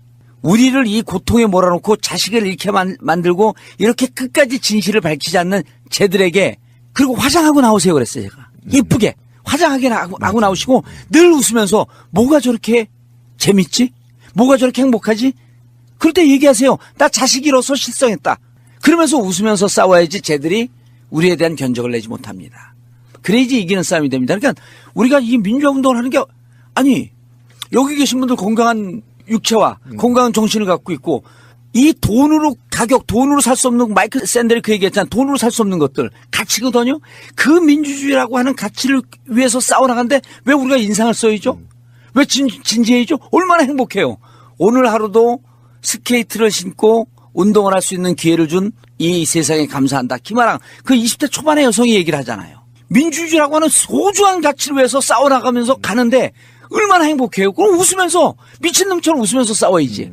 그래서 형무소에서 운동해서 몸짱 만들고 형무소에 그 형무소가 아니라 감옥에 있었던 교도소. 감옥에 있던 그 친구들 이제 다 나오고 그런데 인터뷰하면요. 제가 이제 요즘 깔때를 좀 했는데 감동의 물결입니다. 그분들이 1년 동안 저와 함께 살아봤잖아요. 그렇죠. 그러면서 저게 아마 그분들 이렇게 모자이크해서 인터뷰한 게 이제 영상이 곧 돌 건데 저는 교도소 교도관들 한 200명 중에 막상 들어보니까 충남이니까 한 130, 40명은 자유한국당, 60, 70명 정도가 이제 민주당이나 정의당. 그래갖고 37 정도 했었어요. 1년 동안 제가 조사를 안 해봤지만 느낌이 오거든요. 140대 60으로 역전을 시킨 것 같아. 1년 동안 액션으로 보여준 거거든요. 당신들이 빨갱이와 가깝다라고 하는 국회의원, 종북이라고 생각했던 그 전직 국회의원이 어떻게 사는지 한번 봐라. 어떤 가치를 갖고 사는지 봐라. 그래서 저는 MB한테 박근혜 MB한테 고마운 게 사면 안 했잖아요. 가석방 안 시켰잖아요. 그렇죠. 만기 딱 채웠잖아요. 그걸 보고 교도관들이 실제로 30, 40명이 돌아섰어요. 해도 너무한다. 돈 먹고 들어온 것도 아닌데. 그래서 저는 땡큐 MB. 근데 국민들도 엄청 분노했습니다. 네, 땡큐 MB. 저는 만기를 채워준 건 너무 감사해요. 그리고 자기한테 이 기시감이 있어요 MB가. 자기 감옥 갈 테니 만기를 꼭 채워줘라. 빙고. 야 그런데 그 지난 얘기인데 예. 그때 BBK 저격수 이 많은 사실들이 다 주장됐던 게 이제 현실로 밝혀지잖아요. 그대로 나오잖아요. 그대로. 기분이 어때요? 이게 진짜 아직도 못한 얘기가 많을 텐데. 그렇잖아요. 네. 이제는 그 국민들이 대신해주고 있고, 그렇죠. 그 고맙게도 검찰도 해주고 있고 그런데 아까 그랬잖아요. 이 30년 내 살아생전에 입증되지 않을 것이다. 라고 하는 게 지금 MB 그만두고 불과 제가 주장한 거로부터 10년, MB 그만두고 난 5년 이때 되는 걸 보고 야 2016년, 2017년의 촛불혁명이 이렇게 대단한 거구나. 그 촛불혁명이 없으면 이게 안 드러나는 거거든요. 아니, 저는 그 촛불혁명도 중요하지만 낙검수 4인방이 예. 그동안에 쉬지 않고 계속 나팔을 불었고 거기에 대해서 사실은 그 기간이 짧아졌다고 생각하거든요. 무척 짧아졌어요. 예, 짧아졌습니다. 그리고 이런 것도 있죠. 만약에 반대로 그 사이에도 정봉주 의원을 사면할 수 있는 기회가 있었잖아요. 있었죠. 근데 그때마다 정봉주를 안 넣어. 그러면 이 역사의 반전은 그런 거더라고요. 이쪽에 계속 빚이 쌓이는 거예요. 아, 그때 했으면 저 쪼다될 뻔했어요. 그러니까. 아, 그러네요. 예. 그러니까 그 시간을 버티니까 오히려 반전의 효과가 생기는 거거든요. 야, 그러니까 이게 이거 보면 이 신의 기획품이에요. 이 지금까지 오는 상황이 그때 만약 사면복권에서 그냥 흐지부지 됐어요. 네. 이슈나 타이밍도 안 되고 어쨌든 간에 자 얘기를 좀 더 진행을 예. 하면은 그런 면에서 저는 정봉주 의원이 이제 뭐 이런 거 있잖아요. 아까 제가 그 이야기를 먼저 꺼낸 이유가 시장 깜, 뭐 국회의원 깜 이렇게 얘기하는데 처음에 사면 복권 되자마자 우리가 다뤘던 이야기 중에는 기사를 통해서 나오잖아요. 예. 나는 국회의원 안 나갈 거야. 아 그러면 이 양반은 정치를 아예 안 할 모양이구나. 근데 나중에 들려오는 이야기는 서울시장 나간다. 이런 이야기였거든요. 예. 그럴 때 부정적이었죠. 아니, 부정적이지는 않았는데 우리가 나중에 얼마 전에 했던 방송 한번 들어보세요. 아마 우리도 성견지명이 있는 예. 거니까. 정봉주가 나가면 밋밋한 서울시장이 재밌어지면서 그렇지. 이게 흥행머리 다른 될 거다. 여파를 미치면서 다른 지역까지도 여파를 미치고 어쩌면 정봉주가 역전의 기회를 만들 수도 있는 그림까지 그려드리니까 한번 들어보시고요. 예. 자, 서울시장 이야기는 2부에서 뵙겠습니다. 아, 좋아요. 우리 1부, 2부 이렇게 나누는 거 좋아. 끊지 마세요. 끊지 마세요. 자, 이제 서울시장 이야기입니다. 예. 저번에 박영선 후보 나갔을 때 박원순 시장이 그 방송을 들었다는 얘기가 있어요. 실제로 그날 최민희 의원 방송하고 박영선 의원 방송이 같이 나갔거든요. 근데 좋아요는 엄청 안 달려요. 박영선 의원이. 안티도 많잖아요, 상황이. 근데 다운로드는 최민희 의원보다 훨씬 많이 나갔어요. 아, 서울시장 선거에 관심이 있는 건데 그럼요. 사실은 지금 현재 서울시장 박원순 현 시장하고 박영선 의원 정도가 현재로 보면 양강이라고 보여요. 여론조사로 보면. 여기 이제 다크호스로 정봉주 의원 뛰어든 거라고 보거든요. 예. 그러면 공식 선언 아직 안 하신 거잖아요. 예, 공식 선언 이제 다음 주에 하죠. 관련한 인터뷰를 처음 하시는 거예요, 우리랑? 처음 하는 거죠. 아. 왜냐하면 지금 모든 공중파 방송 그 이후로 밀어놨어요. 근데 이제 새날은 우리 그 동지들이 듣고 가장 이제 우리 가까운 분들이 듣기 때문에 먼저 알려드려야 된다. 아, 그리고 이분들이 왜 정봉주는 서울시장을 나가려고 하는가라고 하는 지지자가 있으면 논리적으로 무장을 해야 될 것이고 주위에다 얘기를 해야 될 거 아니에요. 반대자가 있으면은 저래서 나가는구나라고 하면서 이해를 구해야 될 것이고 그렇기 때문에 이 제일 중요하죠. 여기서 얘기하는 게. 그렇죠. 예. 그 공식 선언은 그러면 3월 6일서부터 8일 사이입니다. 아직 정해지진 않으시고요. 예. 하시면 어디서 하실 계획이세요? 그것도 장소를 지금 찾고 있는 중이에요. 가장 적합한 데가 어딘지. 의미가 있는 곳? 예. 홍성교도소 앞. 아, 그 얘기도 나왔었는데 그게 개인적으로 보여요. 아하, 그렇구나. 개인적으로. 서울광장에서 하시죠. 서울광장은 조금 이제 내부적으로 좀 자기적으로 보여서 젊음의 거리나 아니면 젊음의 거리나 아니면 그 서울시에서 지금 여기 동작구 아니에요? 예. 지금 이제 또 저 성북구 뭐 이런 강북구 이런 데 가면요. 주거 선순환 구조가 이루어지지 않아서 정말 이게 서울이야? 이런 데가 무척 많습니다. 이런 데에 대한 제가 대비책이 있기 때문에 그런 데를 찾아갈 수도 있고 서울에 빈집 꽤 많은 데가 그러니까 많습니다. 의원님이 예. 그 최근에 이런 사태가 나기 전에도 미곤스랑 같이 둘레길 MB 뭐 그거 하셨잖아요. 그렇죠. 예. MB 집 앞은 어떠세요? 저는 의미 굉장히 있다고 보는데. 좋은데요. 아니, 그것도 나왔는데 그게 이제 자칫 잘못하게 되면 아까 얘기했던 가볍다라고 하는 이미지의 연장선상에 갈 수가 있어요. 아, 너무 이벤트적이다. 네, 그럼 너무 정치적이고 서울은 정치 행정직이거든요. 그래서 너무 정치적일 수 있다라고 하는 이제 그게 있고 서울에서 이번에 그 정치는요. MB는 이제 자동으로 감옥 가는 거고 그러면 이게 이런 부도덕한 지도자가 대통령이 돼서 안 된다라고 제가 주장했던 것을 다시 한번 상기시키는 거로 하고 그건 그것으로 끝나야 되고 앞으로 미래 싸움이거든요. MB는 감옥 가면 MB하고 제가 못 싸우잖아요. 그럼 누구하고 싸웁니까? MB 아바타 나와라 그래야 될 거 아니에요. 내가 MB 아바타입니까? 그분? 예, 나오라 그래야죠. 그래서 이걸 정치적인 구도로 가려도 미래 정치적인 구도로 가야 됩니다. 과거 정치적인 구도가 아니라 MB는 이미 죽었어요. 정치적으로 이미 사망 선고 받은 거야. 그렇죠. 그래서 거기하고 싸울 게 아니고 이제 그의 잔존 세력이 대한민국 정치를 후퇴시키거나 농단하는 세력이 있다고 한다면 정치적 각은 거기하고 세워있죠. 훌륭하십니다. 예. 그래서 MB 집 앞에 가는 그런 점에 있어서 조금 과거로 가는 것 같고 우린 미래로 가줘야 되거든요. 그렇네요. 예. 지금 후보들 중에 가장 최연소시죠? 아니에요. 아니 지금 비주얼을 일부러 장난치는 거지. 제가 지금 비주얼로. 너무 깜짝 놀랐어요. 예. 실제로 뵀을 때는. 신비현보다 한 10살쯤 어려 보여요, 심지어. 아, 저도 놀랐어요. 아니, 비결이 있으세요? 저는 이렇게 생각해요. 우리 방송 듣는 분들도 그런 훈련을 좀 할 필요가 있다고 보는데 저는 이제 그 호적상으로는 60년생. 근데 이제 학교는 59년생으로 다녀갖고 이제 김홍국 이런 친구들이 친구죠. 7살에 가셨구나. 예. 아니 뭐 30대 후반으로 보이시는데요? 아, 그래서 저는 이제 한 7, 8년 전에 뭐라 그랬냐면 20년을 누르고 살자. 20년을 누르고 살자. 그래서 저는 80년 원숭이띠라고 생각하고 살고 있는데 그게 한 7, 8년 됐는데 처음 1년은 어색하더라고. 근데 지금은 실제로 본인이 80년생 원숭이띠라고 생각하고 살고 있고 그게 완전 체화돼 있어요. 에이, 마음가짐이. 솔직히 말씀하세요. 예. 단독 정봉주 관리한다 안 한다. 솔직히. 아니 저는 이렇게 생각해요. 관리한다 안 한다라고 하는 것을 긍정과 부정의 개념으로 보는데 자 어디 저기 그 땅을 줬어요. 땅을 줘갖고 땅을 관리하고 빌어주고 막 비옥하게 해서 곡식을 많이 만드는 사람이 땅을 제대로 받은 건지 땅을 줬는데 이거 땅 관리하면 안 돼. 있는 그대로 천연 그대로 갖고 있어야 돼. 전자 후자 중에 어느 게 맞습니까? 관리하는 게 맞죠. 관리하는 게 맞죠. 관리할 수 있는 기회와 능력과 자신 있다고 한다면 하라는 거예요. 자기 관리예요, 그게. 말 그렇죠. 그대로. 그리고 이제 이게 젊음은 이거예요. 듣는 분들이 야 그런 얼굴 그게 문제가 아니고 젊음은요 상상력입니다. 상상력이 죽는 순간 젊음은 가는 거예요. 그런 것 같아요. 그럼 상상력은 어디에서 나옵니까? 상상력은 열정과 에너지에서 나와요. 맞습니다. 열정과 에너지가 죽으면 상상력이 없어집니다. 그 상상이 없어지면 젊음이 죽는 거거든요. 그럼 열정과 에너지는 어디에서 나옵니까? 자기에 대한 확신.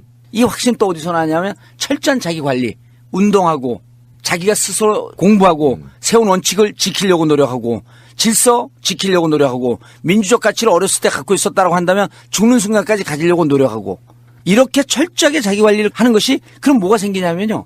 자신감이 생기거든요. 자신감은 에너지와 열정이 아닙니까? 에너지와 열정이 있으면 상상력이 죽지 않고 상상이 죽지 않으면 젊음이 유지가 되는 거죠. 그래서 젊음은 나이의 문제가 아니고 에너지의 무게고 상상력의 무게다. 제가 그랬잖아요. 열정과 에너지로 하게 되면 서울시장 경선할 거 없어요. 이거 듣는 분들 박원순, 박영선, 우상호, 민병도 전현희 의원 사퇴하세요. 단독 출마. 그런데 봉도사를 보면 얼굴이 이게 광이 나잖아요. 근데 실제 눈빛을 한번 보세요. 그러니까 몸이 전체가 젊은 거야. 피부만 젊은 게 아니라 눈이 이글이글 타고 있잖아요. 이게 젊음인데 그 말이 바로 눈에서 드러나고. 네, 의원님 보니까 말씀하시는 거 들으면서 참 언어의 마술사다. 네? 그러니까 언어의 마술사가 되려면 머리가 체계적으로 돌아가야 돼요. 맞아요. 저도 나이를 먹으니까요. 예. 다 말이 잊어버리죠. 나오는 속도 말투를 고치셔야 돼. 나이를 먹으니까 이런 표현을 아예 생활에서 없애야 돼. 그러니까 그거 아예 없애야 돼. 전 한 번도 그런 표현을 써본 적이 없습니다. 예전에 비하면 단어가 튀어나오는 속도가 느려지더라고요. 아 그런 표현을 쓰지 말라니까. 나이가 먹다 보니 예전에 비하면 예전이 어디 있어요? 애들이 과거가 어디 있어? 그렇죠. 미래만 있지. 우린 다 애들입니다. 그래서 저도 88년생입니다. 자, 그런데 이제 그 서울시 시민으로서 예. 유권자로서 이제 묻겠습니다. 봉도사 하면 그냥 의원 냄새가 너무 나거든요. 맞습니다. 너무 머리에 박혀 있어요. 예. 그런데 서울시장 1000만을 관리해야 되고 운영해야 될 1000만 시장으로서의 어떻게 이미지를 전환할 것인지 굉장히 궁금합니다. 아, 그 이미지는요, 생활하고 시간이 지나면서 점점 가는데 이제 가장 강력한 게 뭐냐면 서울시장이 도대체 뭐냐는 거예요. 1000만 서울시민은 서울시장에게 뭘 요구하고 있을까? 1000만 서울시민은 뭘 갖고 있냐면요, 다 민원을 갖고 있습니다. 1000만 개의 민원. 그렇죠. 1000만 개 민원일 수도 있고 1000만 개보다 줄어든 민원일 수도 있고 그 민원이 개별적인 민원일 수도 있고 집단의 민원일 수도 있고 민원의 형태는 다종다기한데 그러면 서울시장은 1000만 서울시민의 민원을 해결하는 자리입니다. 제가 국회에 있을 때 국회에 들어오는 민원은요. 막장 민원이라 그래요. 막장 민원. 왜냐면요. 세상에 돌고 돌다가 안 되니까. 다 안 되면 가져오는 게 마지막에 국회입니다. 그래서 국회에다 민원 넣는 분들은 이 민원은 안 될 것이다. 라고 하는 포기가 90%예요. 10%의 기대로 들어옵니다. 초선밖에 안 하고 제가 그 굳이 3선, 4선 뭐 재선 도전하지 않는 게 초선을 하면서 3선, 4선, 5선의 일을 했다 그래요. 실제로 그렇게 많이 했습니다. 그때 제가 우리 보좌관들이 국회에서 오래 되다 보니까 관성이 빠져 있어요. 경로 의전증. 편안하거든요. 거기서 그대로 사는 게 편안하거든. 관성대로 사는 것은 늙어가는 것의 지름길입니다. 맞습니다. 관성을 깨라. 이게 진보거든요. 보수적 질서를 깨라. 이게 진보거든요. 관성을 깨는 훈련과 습관을 계속 해야 되는데 자, 10%의 성공 가능성도 없는 민원을 제가 국회의원 시절에 90%를 넘깁니다. 이렇게 보면 사람들이 믿지를 않아요. 우리 보좌관들에게 머릿속에 구호처럼 박아놓은 게 있습니다. 민원인이 행복할 때까지 지옥까지 추적하라. 반드시 답이 있습니다. 그래서 세상에 있는 문제, 모든 문제는 문제가 태어날 때 해법을 같이 갖고 태어난다. 좋은 진리네요. 이것만 생각하면 됩니다. 자, 이 6명 중에 누가 끝까지 악착같이 물고 늘어져서 민원 해결할 수 있는 힘이 있겠느냐. 이거 뭐 정답이 나오는 거예요. 네. 이 5명 중에 첫 번째, 민원이 딱 들어오게 된 민원에 대한 분석이 있어야 됩니다. 민원의 가치를 평가를 해야죠. 정의로운 것이냐, 공공의 이익에 부합한 것이냐, 개인이냐, 집단 이기적이냐. 이걸 분석을 해야죠. 자, 그러면 이 공공의 이익을 우선시하는 거예요. 자, 그럼 분석을 해요. 그럼 접근 과정을 이거 우회할 것이냐, 직진으로 갈 것이냐. 이 민원을 해결하는데 돈은 어느 정도가 들 것이냐, 인력은 어느 정도가 들 것이냐. 그래서 민원이 들어온 것을 민원 해결을 기획하는 이른바 민원 해결 디자이너가 서울시장이라는 겁니다. 사면 복권 되면서 예. 마침 재보궐도 바로 그 지역구에 나왔잖아요. 예. 그렇죠. 노원병이고 원래는 노원갑이셨죠. 그렇죠. 그 김용민 나갔던 바로 그 자리에. 예. 그래서 예상하기에는 재보궐 선거를 통해서 들어가려고 할 거다는 일반 서울시장은 생각도 못했으니까. 그러니까 근데 생각도 그게 예상을 못했죠. 완전히 뒤집었단 말이에요. 나름대로 어떤 기획이 있으셨던 거죠. 아까 작년 9월부터 준비했다는 이런. 예. 그리고 이제 제가 국회의원 하면서 정말 행복할 때가 정치적으로 발언하고 막 언론에 나오고 그런 것보다도 행정적으로 들어온 이 민원을 해결할 때 예를 들었고 사립학교법이라든지 사립학교법이요. 그냥 사립학교 뭐 비리가 있으니까 이 사립학교 비리를 없애기 위해서 사립학교법 개정했다? 노, 그렇지 않습니다. 사립학교 비리가 있어갖고 이 비리 투쟁하는 대학을 저희가 한 20군데를 다 돌아요. 정치 해결은 현장에 답이 있는 거거든요. 대구의 한 과학대를 갑니다. 대구의 한 과학대를 가요. 지금도 그걸 보면 눈물이 핑 도는데 올라가는데 언덕발치에 대학이 있습니다. 농성을 하는 학생들이 2년제예요. 2년제인데 그 외모 비주얼이 어떻게 이들이 삶을 살아왔고 어느 집안의 아이들이 자식이라고 하는 게 딱 드러납니다. 추정컨대 그 부모님은 그 지역에서 최저 생계비 정도의 생활을 하면서 하위 1분위, 2분위, 3분위쯤의 삶을 살면서 시장에 자판하면서 어렵게 해서 사교육도 제대로 못 지켜서 그나마 자식을 대학에 보내려고 돈을 그 꽁짓돈을 모아서 아이를 학교에 보낸 겁니다. 사교육 기회도 받지 못했기 때문에 얘는 서울의 명문대학도 오지 못해요. 인서울대학도 오지 못합니다. 그렇죠. 그러나 우리에게 주어진 가장 소중한 자산 젊음이라고 하는 것을 갖고 미래를 꿈꿉니다. 그렇게 해서 낸 돈인데 옥상을 가봤더니 자그마치 400평쯤 되는 데다가 이사장 개인 골프장을 두고 그 밑에 층에서 회의실에 우리를 안내하는데 그 회의실은 국회보다 좋습니다. 그리고 여기서 빼돌린 돈이 500억, 600억이에요. 이걸 보고 이 학생들이 떼학볕에서 농성하는 것을 보면서 저 부모들의 고단한 삶을 생각하면서 용서할 수 없다. 이 사립학교법을 이대로 두면 이건 국민들에게 정말 정치인으로서 죄를 짓는 것이다. 이런 거를 해결할 때 아, 내가 정치하길 정말 잘했구나. 그래서 저는 정치인의 최고의 덕목은 민원 해결사라고 본 거예요. 민원 해결사인데 행정적 해결사입니다. 그런 것을 해결할 때마다 저는 무한한 자부심과 정말 정치를 하길 잘했다라고 하는 가치를 느꼈던 거예요. 새가 날아든다는 여러분들의 하트를 먹고 삽니다. 잊지 않으셨죠? 에피소드 제목을 누르고 플레이가 되면 오른쪽 위에 하트를 꾹 눌러주세요. 오늘도 감사합니다. 더 많은 분들이 들을 수 있도록 하트 꼭 눌러주세요. 그런데 국회의원은요. 국회의원은 어찌 보면 훈수 자리입니다. 정치를 이렇게 해라 저렇게 해라 견제 자리이기 때문에 훈수 자리인데 직접 내가 행정을 책임을 지고 직접 현장에 나가서 이 문제를 해결할 수 있는 힘이 나에게 주어진다면 그럼 저는 세상을 날아다닐 것 같더라고요. 그 에너지 발산. 예, 그리고 그것이 저는 자치단체장이라고 봤던 거예요. 국회의원 시절에도. 그래서 한 번 내지 많이 하면 2번이고 지금 복권됐을 때 제가 다시 정치로 들어가면 이것은 되돌이표고 후퇴고 퇴행이다라고 하는 게 이제 정치적 역할을 할 수 있는 후배들도 많이 있고 근데 이제 저는 지금 갖고 있는 이 판단력, 이 디자인 힘, 상상력 이걸 갖고 직접 문제 해결할 수 있는 현장으로 가겠다. 벌써 그려집니다. 예. 그리고 서울시는요. 저 박원순 시장 너무 잘했습니다.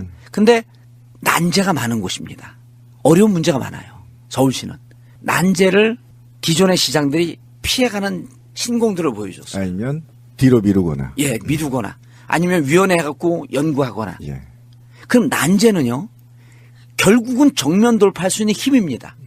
정면 돌파하면서 그냥 이견을 갖고 있는 사람을 부시는 게 아니고 미는 힘과 이견을 갖고 있는 사람의 심정을 갖고 이해하면서 공감을 갖고 그들을 설득하면서 반대하는 사람은 조정할 것이고 이것에 대한 믿음을 갖고 있는 사람은 손을 잡고 함께 좀 더 빠른 길로 갈 것이고 한정된 재정을 효율적으로 잘 배분하는 경영 마인드가 또 있어야 되는 거예요. 첫 번째 무조건 이것을 해결해야 된다라고 하는 공감의 힘이 있어야 된다. 민원 해결하자. 민원 해결자. 민원 해결하는데 민원 제시하는 사람이 얼마나 절실해서 이 문제를 하고 있는가라고 하는 공감 능력인데 공감 능력은 대한민국 정치인 중에 제가 1등입니다. 공감의 힘이 있어야 되고 그다음에 이것을 가져왔을 때 이것을 분석할 수 있는 정치적 판단력이 있어야 되고 그다음 밀어붙일 수 있는 결기와 열정, 에너지가 있어야 될 것이고 반대하는 사람을 조정할 수 있는 힘이 있어야 되고 마지막으로 이 재원을 어떻게 효율적으로 배분해서 한정된 재원을 효율적으로 해서 가장 필요한 것으로부터 우선적으로 배분하는 경영의 힘이 있을 것이냐. 운동권 출신 중에서 민주화운동 측에서 최별명 마이다스 손 아니에요? 손 대는 족족 사업이 다 성공합니다. 이건 경영 마인드거든요. 한정된 재원의 효율적 분배로 최고의 가치를 만들어내는 것. 이러면 서울시장으로 다 하는 거죠. 지금 난제 얘기해볼까요? 미세먼지 어떻게 할 겁니까? 미세먼지요? 뭐 수소버스냐 전기버스냐 뭐 이부제냐 혼잡통행료 낼 것이냐 이런 거는 어찌 보면 눈앞의 문제입니다. 그럼 장기적으로 미세먼지는 어떻게 해결할 것이냐? 얘기 한번 해보세요. 아 미세먼지는요. 이제 더 이상 중국 얘기 못합니다. 예, 못합니다. 맞아 죽습니다. 아니 그리고 중국 얘기요. 중국이 미세먼지의 위험성을 알고 중국이 석탄 에너지원을요. 그 뭐 갈탄 쓰고 연탄 쓰고 그런 거 다 아주 강제적으로 바꿨습니다. 네, 지금 규제하고 있죠. 중국에서 넘어오는 양이 점차 줄 거예요. 그럼 결국 우리 땅에서 해결해야 됩니다. 미세먼지를 잡는 가장 좋은 길은 결국 발생 원천을 줄여야 되는 거 아니에요. 그렇죠. 발생 원천을 줄이는데 수소차, 전기차 다 유용합니다. 근데 이제 전기차를 만들어 놓은 전기 원료를 그냥 석탄 화력 발전소에서 만들 것이냐. 그럼 미세먼지 똑같이 나오는 거죠. 네, 그렇죠. 그것을 친환경 에너지로 만들기 위해서 태양광, 풍력 이런 것을 만드는 문제. 원자력은 기본 방해하니까 원자력 없애고. 자, 이렇게 해서 전기차로 가나 수소차로 가나 똑같습니다.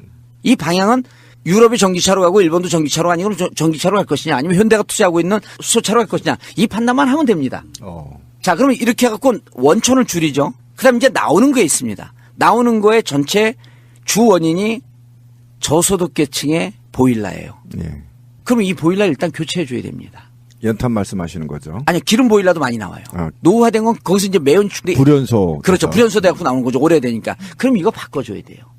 바꿔주는데 기껏 나오는 정책이 어떻게 나오냐면 자 76만 원인데 60만 원은 본인이 내고 16만 원은 서울시에서 보조해 주는 겁니다. 이게 재원을 한정적으로 못 쓰는 거죠. 이 76만 원 줘야 되는 거예요. 지금 예를 들어 미세먼지가 막 나오는 집에 가고 76만 원 주고 이거 교체해 주십시오. 미세먼지 심각합니다. 그럼 거기서 생활하는 분이요. 아휴 먹고 죽을 돈도 없어요. 맞아요. 그러잖아요. 그럼 그거는 이분이 이제까지 대한민국에서 낸 세금 그것이 축적된 비용이 있으므로 그거 다 교체해 줘야 돼요. 보일러 교체해 줘야 됩니다. 일단 보일러 교체하는 문제예요. 그다음 두 번째 아주 가벼운 작은 것부터 그래서 디테일의 저항이라고 이제 뭐 최민희 의원 그런데 우리가 디테일로 접근해 줘야 돼요. 그다음에 마을버스가 다 경유입니다. 맞아요. 마을버스를 당장은 전기버스, 수소버스 이거 논쟁하면서 그 논쟁하는 사람들 논쟁도 계속 하라 그러고 당장 천연가스를 바꿔줘야 돼요. 마을버스 하나 바꾸는 것만도 큽니다. 그다음에 디젤차 쓰고 있는 1톤짜리 트럭들 네. 그런 거부터 먼저 전기차로 갈 건지를 빨리 결정을 해줘야 됩니다. 그다음에 이제 요거는 이제 디테일한 정책들이고 서울을 전체를 공원으로 만들어야 됩니다. 맞습니다. 공원을 많이 만들어야 돼요. 근데 공원법에 걸립니다. 네. 그래서 뭐 2헥타르 얼마면 어느 정도니까 이런 게 규제 중심적 정책이기 때문에 서울시에서 나무 심을 곳이 있는 곳은 다 줘라. 모든 곳에 나무를 심겠다. 예를 들어갖고요. 도심의 중앙차로에 약 한 70에서 1m 정도만 있으면 거기 나무 심을 수 있는 거 공간이 나오잖아요. 대구 가면 그렇게 심어져 있습니다. 그래서 온도 2도 낮췄습니다. 대구가. 그렇죠. 그래서 나무 심을 수 있는 곳은 있는데 제 계획은 향후 15년 동안 5천만 그루입니다. 근데 제 재임 기간 중에 1,500만 그루 심습니다. 그래서 서울 전체를 공원으로 만들겠다. 그럼 나무는 잡죠. 자, 이 정책이 하나 있고 또 하나는 뭐냐면 지중화 계획이 있습니다. 지중화 계획은 뭐냐면 지하로 파면 돈이 많이 드니까 동부간선로하고 서부간선로를 덮어버리는 겁니다. 예. 덮는데 전체를 다 덮으면 안전사고 위험성이 있으니까 구간 덮습니다. 그러겠죠. 구간 덮으면 500m 구간, 1000m, 1km 구간을 덮고 여기서 나오는 이 매연을 정화시켜서 터널처럼 밖으로 빼낼 때는 완전 청정 공기가 나오는 겁니다. 아, 신기해. 신기하네요. 그러면 그래갖고 동부간선로, 서부간선로, 강북강변로, 올림픽대로 이것을 구간 지중화시키는 겁니다. 그럼 지중화시키면 그것만 덮는 줄 아세요? 덮은 그 위에 1.5m, 2m 정도 흙이 조성이 되면 공원이 만들어지면서 나무 심고. 거기다 나무 심습니다. 오, 멋지겠네요. 아, 고민 많이 하셨네요, 진짜. 서울이 숲으로 바뀝니다. 제가 이제 무척 공격적이고 날카로운 것 같은데 사실은 제 가장 안 큰 그래요. 힘이 따뜻해요. 제가 가장 정치인으로서 큰 장점이 경청입니다. 예. 제가 모든 사람의 이야기를 들어서 조종하는 힘이 누구보다도 좋아요. 좋은 얘기는 다 듣습니다. 왜 그걸 박원순 시장이 잘한 것을 지금 잘하고 있잖아요. 그렇죠. 7년 동안 잘했습니다. 이 정책을 잘한 건 계승을 해야죠. 제가 시장이 된 박원순 시장의 정책을 중단하겠습니다. 노. 정말 잘못하는 겁니다. 그럼 박원순 시장 잘하고 있었는데 앞으로도 4년간 잘할 건데 왜 당신이 해야지? 아, 그 질문을 하려고 그랬는데 하시네요. 예, 아니, 진행까지 하시네요. 예, 그분이 다 바로 나오는데 박원순 시장의 향후 4년은 지난 7년의 행보의 연속선상입니다. 지난 7년간 잘했거든요. 그리고 이명박, 오세훈이 난장판을 내놓은 재정을 아주 정비 잘하고 그랬고 재정도 안정화됐습니다. 잘하셨습니다. 예. 그 굉장히 7년 중에 이렇게 정비하는 기간이 3년쯤이면 좋겠습니다. 네. 그리고 나머지 4년은 그럼 서울이 미래를 보면서 가는 길로 서울의 방향성을 잡아줬어야 되는데 7년이 일관됐습니다. 그래서 박원순 시장의 정책을 보면 그때는 맞았고 지금은 틀리다. 그때는 맞았습니다. 그게 3, 4년이면 좋겠고 지금 7년 안 했는데 10년 혁명은 아젠다를 잘못 잡으신 것 같아요. 그건 취소했으면 좋겠어요. 10년 혁명은 자칫 잘못 들으면 지난 7년간 했던 게 좀 부족하기 때문에 그럼 지난 7년간 나의 정책은 다소 부족했습니다. 다시 4년을 주십시오. 그러니까 자연스럽게 여론조사라면 장기집권이라는 얘기가 튀어나오는 거예요. 또 지금 7년까지 과정을 앞으로 4년도 그대로 한다? 그 뒤에 그럼 서울은 지금 어디로 가고 있는지 물어보면요. 서울은 어디로 가고 있습니까? 그럼 여기 있는 분들도 이렇게 그 아기자기한 건 뭐 잘하겠죠. 아기자기한 건 잘 됐는데 그 앞으로 어떻게 가지? 이거에 대해서 서울 시민이 상이 없어요. 그럼 박원순 시장의 4년은 지금까지 온 그대로 쭉 간다고 한다면 서울의 10년 뒤, 20년 뒤 미래의 모습은 젊은 세대들이 빠져나가고 있고 나이 든 분들은 있고 노령화되어 가는 도시, 점차 늙어가고 있는 도시. 그럼 서울의 미래는 뭐지? 그러니까 안 그려지네요. 안 그려진단 말이에요. 진짜 그래서 저는 그러네. 이번 4년 서울시장은 저는 시장대 4년 딱 끝냅니다. 다만 서울이 가는 서울이라고 하는 1000만 시민이 타고 있는 이 열차가 궤도를 잡아가게끔 방향을 잡아주는 겁니다. 자, 서울은요. 서울에서 인구 빠져나가니까 사람들이 좋아합니다. 인구가 준다고. 근데 청년 세대가 빠져나가면 그 도시는 죽는 죽은 겁니다. 도시죠. 예. 맞습니다. 서울에서 청년 세대가 빠져나가고 있습니다. 그럼 서울의 청년은 없다는 겁니다. 즉 10년 뒤 20년에 서울의 청년이 없어집니다. 그럼 경제 도시로서의 활력을 잃습니다. 지금 빠져나가고 있는 청년들이 연어처럼 돌아올 수 있도록 그 연어 프로젝트예요. 예. 리턴 프로젝트입니다. 나갔던 청년들이 와라. 왜 나가는 줄 아세요? 집 때문에 나갑니다. 집값 때문에. 집값 때문에 나가요. 자, 서울에서 전세 1억짜리, 전세 1억 5천짜리 여기에 사느니 일산으로 가고 그 시흥으로 가고 서울에 출퇴근할 사람들이 집 때문에 경기도로 나갈 때 제일 큰 문제입니다. 그게. 예, 별내로 갈 때 이럴 때 이사가면서 운대잖아요. 난 서울에서 태어났는데 이 돈 때문에 집 때문에 나가면서 근데 나갈 때 또 첫 집을 가면 집이 새 집이니까 좋아요. 근데 그때부터 날마다 출근이 1시간씩입니다. 그렇죠. 직주 근접성이 보장되지 않으면 출산율이 올라갈 수가 없습니다. 세종시 출산율이 1.8이에요. 네. 우리 평균 1.06에 0.8이 높습니다. 왜? 퇴근하고 집에 가는데 5분 10분이니까. 최소한 아무리 많이 걸려도 30분 이내로 직장과 주거지역을 단축시켜줘야 돼요. 경기도로 나갔고 1시간 반 2시간 걸리는데 집에 가면요. 밥 때 놓쳤죠. 10시 11시예요. 그럼 출산 작업을 어떻게 합니까? 그렇죠. 출산 작업.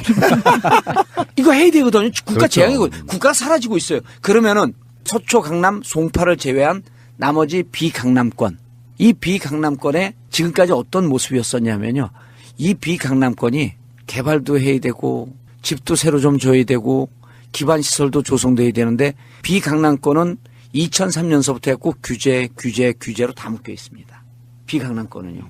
그럼 뭐냐면 지난 2003년 이후 지금 15년 동안 영양실조에 걸렸어요.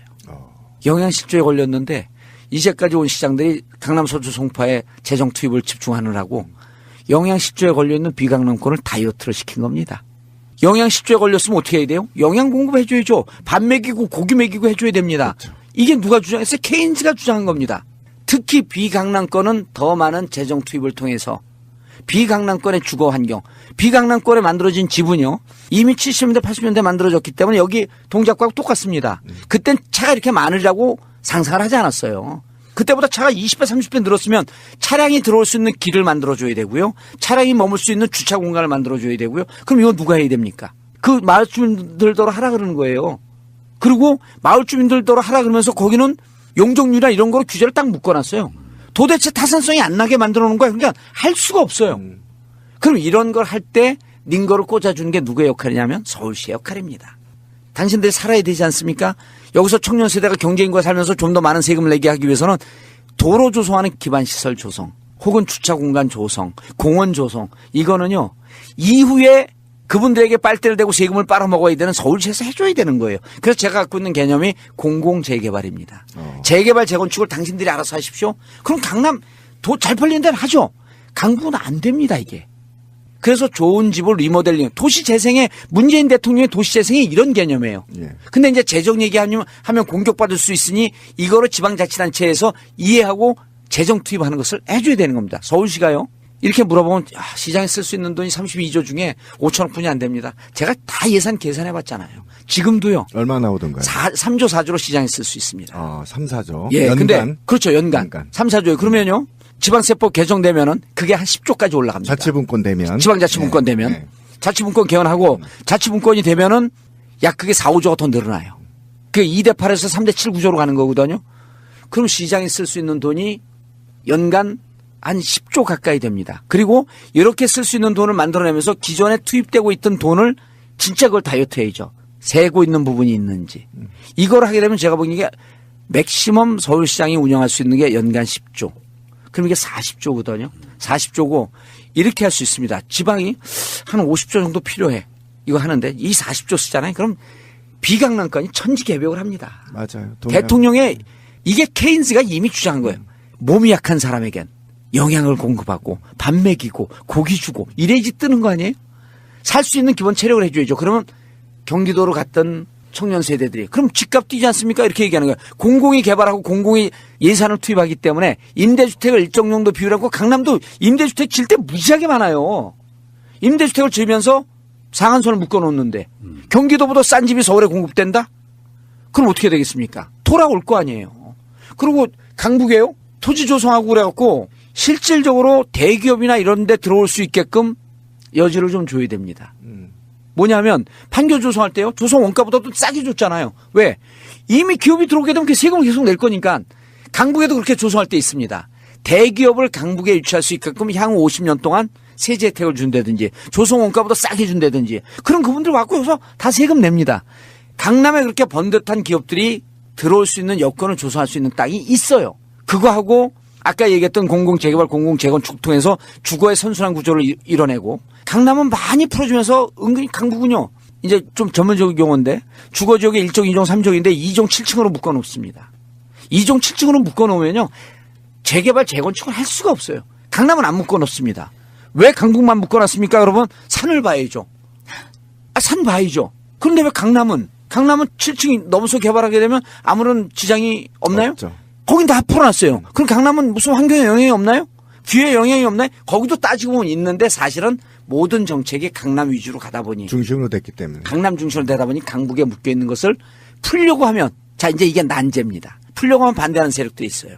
환경운동단체에서 반대하죠. 국토부에서 반대하죠. 그럼 이것을 왜 강북이 비강남권이 이제까지 묶여서 이 주거가 너무 형편없어서 경기도로 나갈 수밖에 없었다라고 하는 것을 설명을 하면서 그들을 설득하고 부딪히면 돌파해 나가고 그렇죠. 여기 재정 투입하는 거에 대해서 왜 국가의 돈을 내서 지방 정치에 돈을 내서 이 사람들 살게끔 합니까?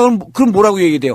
이 마을을 만들기 위해서 그들이 30년 40년 돈 냈던 세금이 서울시에 그대로 있다. 그 돈 써야 한다. 강북 가서 살고 싶죠? 네. 시장 되면 강북에 예. 살겠습니다. 지금까지는 박원순 시장이 삼선하는데 사람들이 의의가 거의 없었어요. 네. 아무도 출마 안 하니까 뭐 몇 사람이 들러리 맞추나 보다 정도까지가 현재 분위기예요. 실제로. 다른 것도 아니고 새가 날아든다 해서 정봉주 의원이 이렇게 말하는 순간에 판도가 바뀌겠구나라는 걸 직감적으로 느꼈어요. 실제로 상품의 실체를 본 거잖아요. 정봉주 서울시장 나간데 아 그래? 뭐 낙곰수로 인기 좀 있고 좀 방송 나가니까 서울시장 좀 재미삼아 가나 보다 이렇게 생각하는 사람들이 많을 거예요. 저는 그렇게는 보진 않았지만 실체가 안 보였으니 뭔가 내공은 있겠지만 본 적이 없으니 뭐라고 설명할 수가 없잖아요. 예. 근데 말씀하시는 거 보니까 이건 파란을 일으킬 수 있을 거라고 보이는 게 딱 보여요. 그리고 서울시가 젊어지겠다는 느낌이 생기죠. 그러니까 굉장히 사람들이 익사이트하게 생기죠. 머릿속에 당연히 박원순이 아니고 정봉주 괜찮은데? 이런 호감이 생기기 시작하는 게 저는 인터뷰를 하면서도 그냥 듣고 있잖아요. 빨려 들어가잖아요. 할 말 다 잊어버리고. 굉장히 좋은 시간이 지금 되고 있습니다. 그런데 공무원적 시각에서 본다면 그런 게 공무원 출신이죠. 예, 예. 그런 게 있어요. 시장 없어도 서울시 잘 돌아가요. 그렇게 해야 돼요. 예. 원래 진짜 진정한 리더는 예. 없는 듯이 일하라. 오케이. 봉도사가 맥을 잘 집었어요. 그러면 시장이 할 일은 뭐냐? 딱 한 가지예요. 시장한테 오는 민원은 굉장히 구청에서나 이런 데서 해묵고 공무원이 해결할 수 없는 난제. 예, 난제. 난제 어려운 문제. 이것만 해결하면 시장은 영웅되는 거야. 예. 그 맥을 정확히 잘 집었고요. 난제 해결에 최적화된 장본인. 예. 누구예요? 정봉주. 그리고 난제는요. 이게 보통 사람들이 돌파력이라고 하는데 돌파력 아니고 예, 맞아요. 난제는 이견을 갖고 있는 사람을 설득할 수 있는 따뜻한 마음입니다. 난제는 돌파력이 아니에요. 그래서 이견이 있는 분이 한 명이라도 돌아서기 시작한다. 지금 정봉주 씨는 어디서 나옵니까? 정봉주 반대했던 사람이 괜찮네 하고 돌아설 때 이 파괴력이 나오는 거거든요. 그래서 서울시의 난제를 해결할 수 있는 장본인이 정봉주입니다라고 할 때도 돌파력을 먼저 얘기하면 안 돼요. 그러면 자칫하면 충돌로 갑니다. 다만 이견을 갖고 있는 사람을 끈기를 갖고 그럼 끈기 갖고 혼자 다 해결합니까? 또 뭐가 있죠? 이걸 같이 해결할 수 있는 공무원들에 대한 무한 신뢰를 주면 됩니다. 지금 한 30분이 지나지 않았는데 제 머리가 세팅이 됐어요. 이제 국회의원 정봉주가 아니고 시장의 정봉주로 지금 제가 각인되고 있어요. 예. 전혀. 아니, 신부님, 아까 제가 질문했었잖아요. 신부님 제가 보세요. 예. 제가 이제 나름도 성공한 사업가인데 예.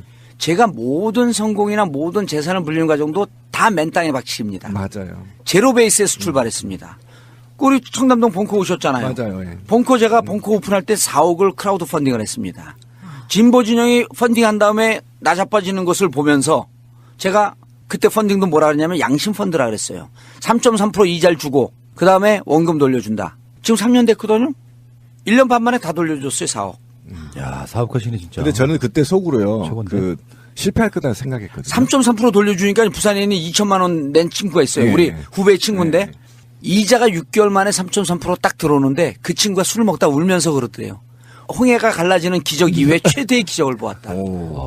그러면서 또 얘기를 하더래요. 그러나 원금은 못 돌려줄 것이다.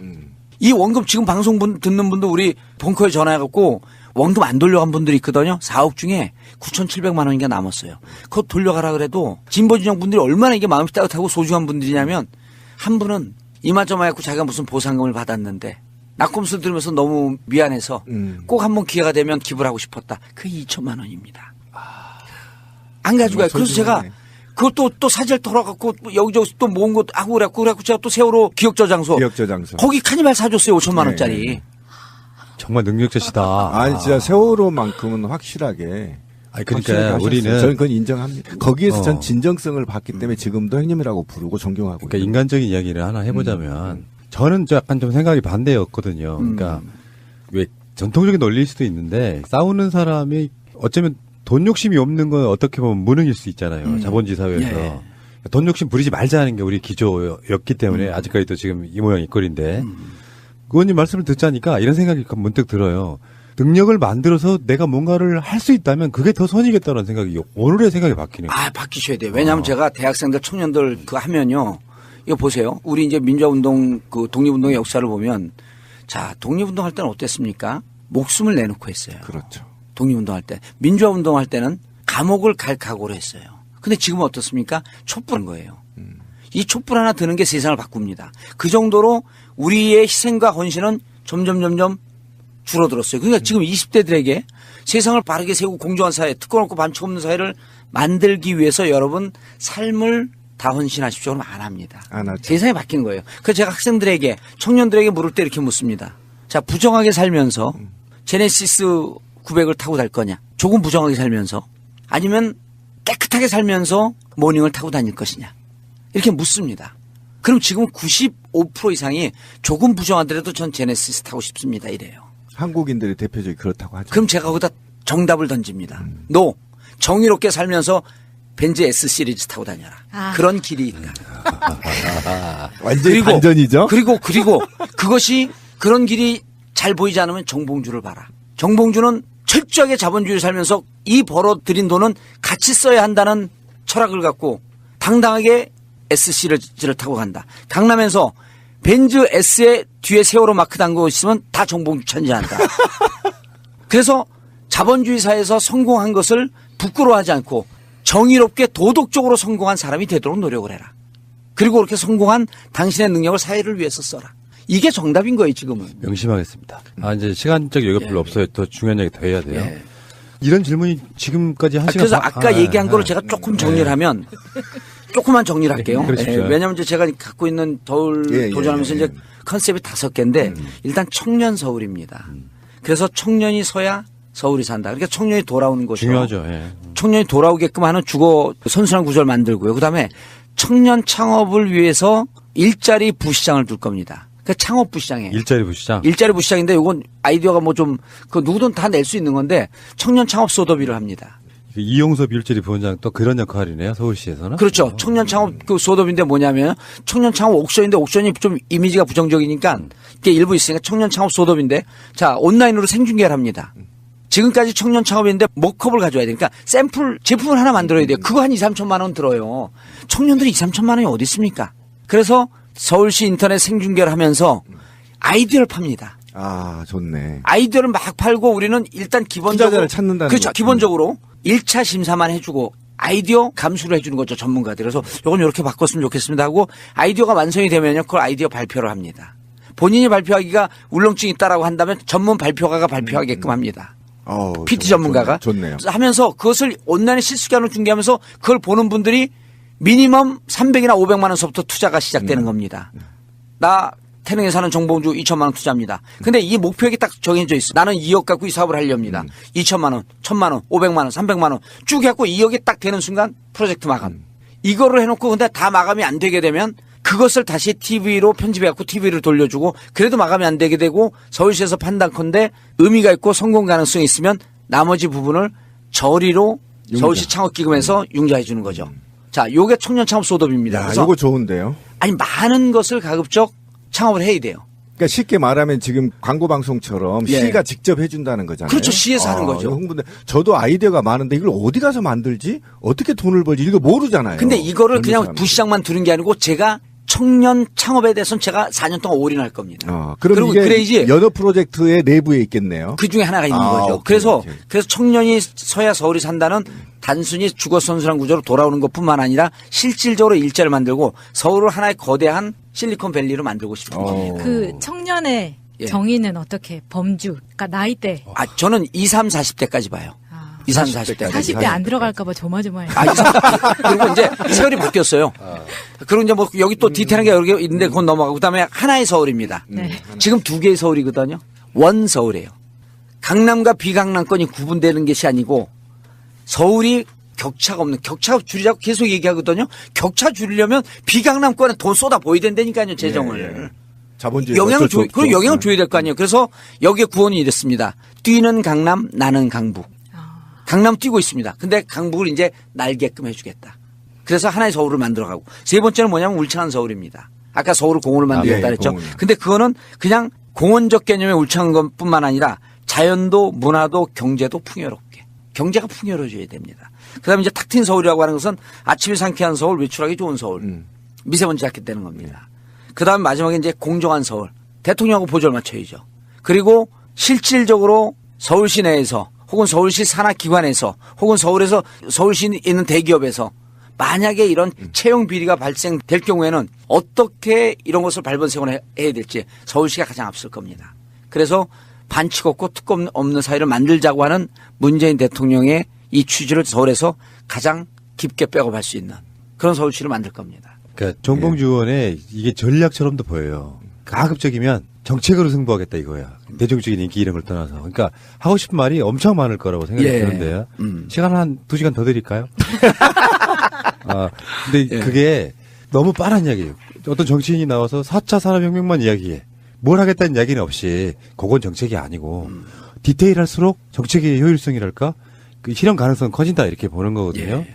근데 문제는 아직까지 박원순이나 나성은 너무 커요. 예. 그리고 최근에 여론조사를 보니까 정봉주 의원 앞에도 또 한 분 또 계세요. 예. 아직까지는. 있죠. 그러면 사실은 시작도 안 한 것이거든요. 시작도 안 했는데 지지율이 잘 나오고 있어요, 제가. 지금 얼마쯤 나오시죠? 한 8쯤 나오는 것 같아요. 그러니까 3위 정도 하시는 거죠. 그렇죠. 3위 정도 하죠. 그러면 지금 현재 이 상태로 가면 컷오프가 있을 예정이죠. 예. 여성 7명 출마를 한다고 하면. 그 4월 초쯤인데요. 어. 제가 선언하고 구체적으로 이제 여러 가지 긍정적 변수가 있어요. MB 구속될 때 이제 그 성과를 성과. 제가 그 먹어갈 수 있는 부분이 있고요. 안철수 또 선언하면요. 또 그것도 안철수하고 싸울 수 있는 가장 적임자는 누구? 정봉주.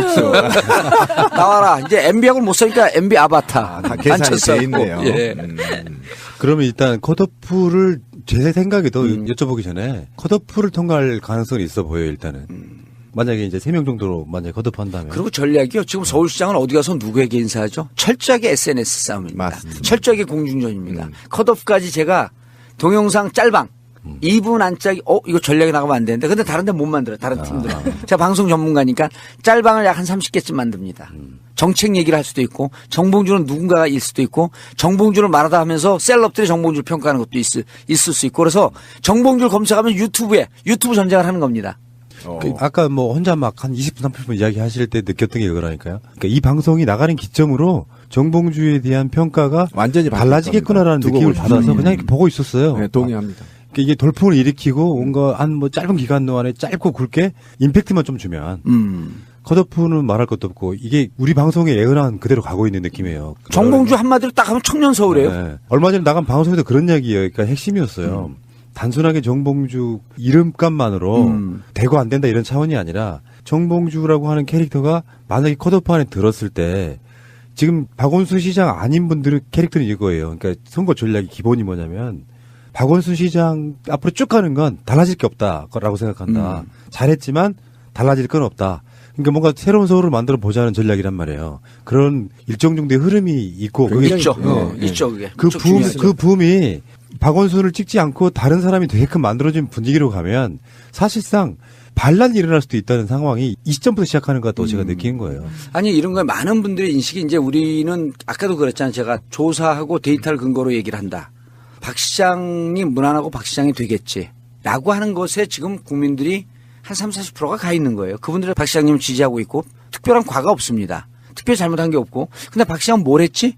그럼 뭘 했지? 하는 또 대표 상품도 없는 거예요. 그럼 이대로 가면 4년 뒤에 지금과 똑같지 않을까? 오히려 강남과 비강남권의 격차는 더 벌어지고 서울의 미래는 암울해지고 그런데 대안이 없어. 그냥 찍지. 그런데 어느 순간에 인식이 변하고 오는 겁니다. 대안이 있을 수 있지 않을까? 라고 하는 이 의문의 인식에 돌을 탁 던져주면 파장이 쫙 퍼져나가는 거죠. 바뀌어? 그럼 바뀔 수 있는 사람 중에 누굴까? 하면은 분위기가 거대하게 확 틀어지는 거죠. 그러니까 정봉주 의원이 술 마선을 하기 전에 우리가 주장하는 바 예. 박원순 시장님은 경남으로 가시는 것도 방법이었다. 좋은 아이디어네. 아니 왜냐면은요.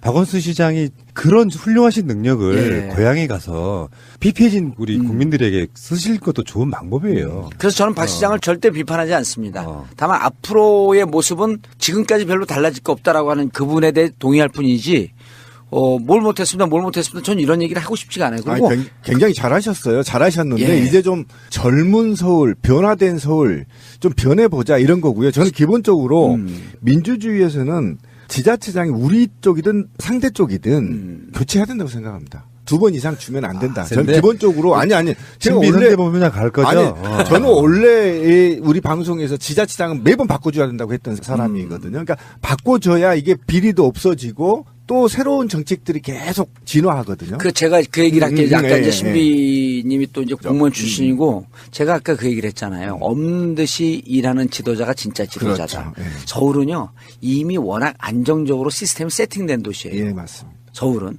여기서 실질적으로 어떻게 조금 더 이 활력이 있게 미래에 좀 도전적으로 갈 수 있는 에너지를 줄 것이냐. 에너지를 넣어줄 거냐. 새로운 새로운 에너지를 줄 것이냐. 그리고 에너지 주고 그런 방향으로 경제도시 이런 곳으로 가는 쪽으로 방향만 틀어주면 그럼 시장이 저는 시장 진짜 4년에 한 번씩 바꿔야 된다고 보는 거예요. 예. 이게 시장이 바뀐다고 확 틀어지지 않습니다. 가는 방향이 서서히 가면서 그렇습니다. 더 희망 섞인 쪽으로 그다음에 이렇게 보면 서울의 미래는 이런 모습으로 나타날 수 있겠네. 한강에 지나가는 회색빛 서울에서 녹색빛 서울로 바뀌어?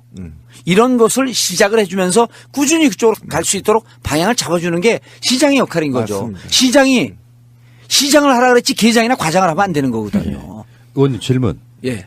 재밌을 그림인데 제가 트위터나 SNS가 막 한참 유행할 때 예.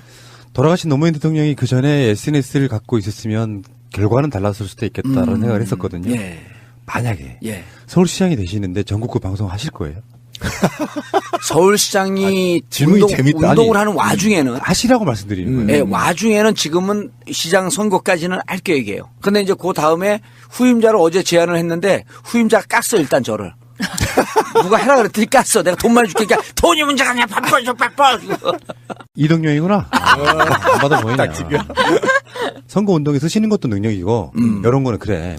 만약에 노무현 대통령이 팔로워 한 300만쯤 되는 트위터리언이었다면 전국구라고 하는 팟캐스트를 통해서 시정을 이야기할 수 있다면 오히려 도움 되는 거죠. 아니 그 전문가들 막 들었어. 다 듣는 거 얘기를. 그것도 좋은 아이디어인데. 그걸 더 쓰실 수 있다면 저는 이게 굉장히 재밌는 그림이 되겠다. 당선 후에. 당선 후에도 계속 하려는 거예요. 그거 좋은 시장에 아이디어네요. 대해서도. 서울시장이 운영하는 팟캐스트. 해야죠. 가장 큰 홍보가 될 텐데. 홍보의 목적이 아니라 소통의 목적으로. 그렇죠. 그다음에 시민들한테 한번 까여보고. 그렇죠. 그거 재밌겠는데요. 그래서 지금까지 볼 수 없었던 캐릭터의 등장인 건 사실이에요. 정치인이거나 시민운동가이거나 하시는 분들이 사실은 이렇게 그렇게 막 구미에 땡기는 공약을 들고 나왔다기보다는 얼핏 신선해 보이는 구호를 들고 나와서 선거하는 부분이 되게 많고요. 네, 재밌겠네요.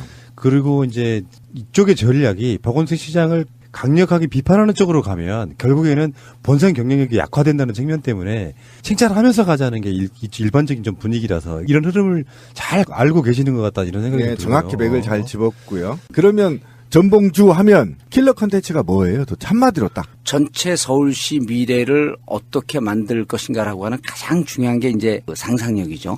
상상력. 예, 상상력. 그다음에 상상력이라고 하는 것은 이 집단 지성의 힘인 거예요. 그렇죠. 그리고 이제 그다음에 상상력을 갖고 이것을 일을 끝까지 해결해내는 완성의 힘. 요 두 개를 보면 되겠죠. 그럼 서울 시민은 예. 상상하면 되네요. 그럼 현실은 정봉주가 해주네. 그죠? 그렇죠. 상상하라 꿈은 이루어진다. 꿈은 이루어진다. 예. 그거죠. 예. 그리고 이제 서울이 가만히 사람들한테 그냥 관성으로 이렇게 살다가 좀 지나면 서울은 앞으로 모습이 어떻게 되지? 이러면 다들 답을 못 해요. 정말 그래요. 그러니까 서울은 그냥 사는 거예요. 제가 시골 출신이잖아요. 예. 서울 하면 떠오르는 게 서울이라는 곳에 막 올라왔을 때 제 서울의 기억은 대우 빌딩이에요. 예. 서울역 앞에 있는 거. 그러니까 규모가 다른 도시였고 전놈들의 로망이죠. 어렸을 때 서울 사람들은 케이블카 타고 다닌 줄 알았어. 서울 안 가봤을 때. 근데 실제로 내가 고향 내려가면 서울 비민이에요. 오히려 고향 분들이 나보다 잘 살아요. 맞아요. 그런 거 보고 느끼면서 서울 특별 시민의 자부심이라는 게 사실 지금까지 있었거든요. 네. 나이를 어느 정도 먹고 나니까 그게 점점 사라져. 그냥 서울 빈민밖에 안 돼. 그래서 서울이 보면은요, 잿빛 서울이라고 표현하는 게 서울에 희망이 없다는 거예요. 희망이 사라지고. 근데 또 많은 분들에게 희망이 없어요. 아니, 희망이 있는데 그럼 서울은 앞으로 어떤 모습이죠? 답을 못하죠. 일자리가 넘칩니까? 애 낳고 살기 좋은 곳입니까? 그냥 여기서 일자리가 있고 경제가 모여 있으니까 여기서 산다 이렇게 무척 관성적으로 생각하는 거예요. 예를 들어 갖고 뉴욕을 딱 떠올리면 공원도 있고 경제가 활기 있게 돌아가고 공기도 좋고 이런 모습 있고 세계의 모든 앞으로의 미래를 선도할 선도 도시로서의 뉴욕 이런 게 막 떠오르거든요. 싱가포르 떠오른단 말이에요. 상해 떠오르죠. 파리 그다음 뭐 런던 이게 떠오르는데 거기에 어깨를 겨루는 서울은 어깨를 겨루기에도 너무 지쳤고 너무 고단하고 지쳐 있는 서울. 예, 힘들고 왠지 늙어가고 있는 것 같고 맞아요. 희망이 없는 뿌연 잿빛이고 이런 것을 희망의 서울로 바꿔줄 수 있는 강력한 에너지가 필요할 때인 거죠. 컨텐츠 잘 잡았어요. 근데 박원순 시장님하고 친하시잖아요. 예, 친하죠. 굉장히. 근데 나 서울시장 나가요 하니까 반응이 어떠시던가요? 말씀 안 하셨어요? 좀 이렇게 됐었죠. 만났을 때는 그때 결정이 안 나갔고 둘이 이제 서울시장님하고 식사할 때는 아직 생각이 없습니다. 그랬는데 이제 나간다고 하고 좀 비판하니까 주위 사람들한테 정치인들은 말을 믿을 수가 없어요. 안 나간다. 뭐 나간다고 그러고 왜 날 비판하나. 이제 뭐 이런 느낌. 그래서 제가 또 저를 도와주고 있는 한 교수님이 또 박 시장님하고 또 가깝고 그래갖고 그분이 그러더라고요. 박 시장님 그렇게 비판하는 거 옳지 않다고. 그래서 이제 바로 또 그 교수님 말씀 받아들였고 제가 사과 문자를 보냈죠. 이제 앞으로 얘기가 자꾸만 또 말이 커지니까 그렇죠. 좀 비판하지 않고 긍정적인 것도 자제하고 제 얘기만 하도록 하겠습니다. 어쨌든 죄송합니다. 그랬더니 바로 문자가 왔어요. 동지라고 생각하고 뭐 그렇게 얘기해서 감사하다고. 근데 또 며칠 전에 그 교수님이 이제 서울시장님을 만났더니 정봉주 그렇게 비판하고 그래서 그런 거 옳지 않다. 그러니까 바로 사과했다. 이럴 정도로 뭐 사람들의 얘기도 잘 듣고 마음 전체적으로 열려서 좀 포용적이고 뭐 시장님이 하다가 혹시 승계가 되면 그 정책도 또 다 가져갈 사람이다. 이렇게 얘기하니까 그래서 사과를 했군요. 그리고 무척 우호적으로 감정이 좋아졌어요. 자, 일단 그럼 박원순 시장님이 이렇고 게임을 재밌게 해야죠. 뭐 막 비방하고 이런 거 아니면. 그럼요. 박영선 의원.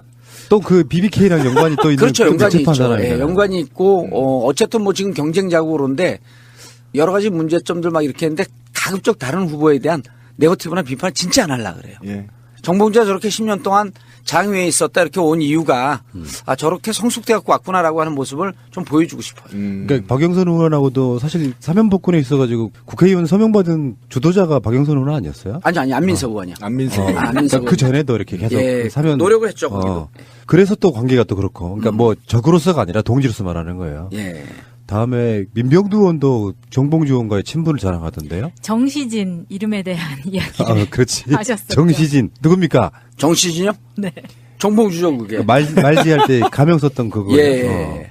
정시진. 그리고 우상호 전 원내대표하고도 친하고. 그러면 친하죠. 그리고 또 만나 술 한잔 했고 민병두 형하고도 했고. 그럼 전현희 의원하고는 관계 있어요? 전화했고 한번 보자고만 했고 아직 전현희 의원은 못 봤어요. 예. 전현희 의원 빼고는 다 아는 사이. 예. 야, 근데 선거판에서 그렇게 선거 전에서 예. 서로 이렇게 등수를 매겨야 되는 게 참 괴로운 일이겠어요. 어떻게 보면. 그렇죠. 어찌 보면 좀 아니 괴로운 그런데 시민 입장에서는요 걸쭉한 정봉주와 박원순이 걸출한 정봉주 박원순이 서로 서울 시민을 보양하겠다고 봉양하겠다고 이렇게 싸우는 거는 재밌죠. 좋죠. 좋죠. 예, 그러니까 그럼요. 그 시각으로 예. 여유롭게 좀 바라보자는 예. 거예요. 서로 시민들한테 잘하겠다고 싸우는데 이걸 굳이 왜 싸우냐 얘기할 필요 없거든요. 그럼요. 서로 잘하겠다고 하는데 한번 지켜보는 거예요. 누가 나한테 더 잘할 거. 시민들한테 내가 더 네. 효도하겠다 그러는데 그래. 표도 잘할 사람 선택하는 서로 건데. 하겠다는데 이거 정말 있잖아요. 모처럼 만에 풍작을 만난 겁니다. 서울 시민은. 맞습니다. 그러니까 네, 이게 풍작 만난 거예요. 당내에서 감정이 나빠져서 돌이키지 못하는 경우가 되게 많은데 경선만큼은 페이플레이하고 그럼. 누가 되건 도와주고 이런 흐름 속에 지금은 정말 그런 것 같아요. 죄송한 말씀입니다만 설사 예. 의원님 생각대로 난 정봉주가 돼 이렇게 이야기하지만 안 될 수도 있고 그럼요. 그런데 박원순 시장은 그 다음에 못 나가요. 그렇죠. 그때 가장 유력한 주자는 지금 봤을 땐 제가 보기엔 단연코 정봉주 의원이거든요.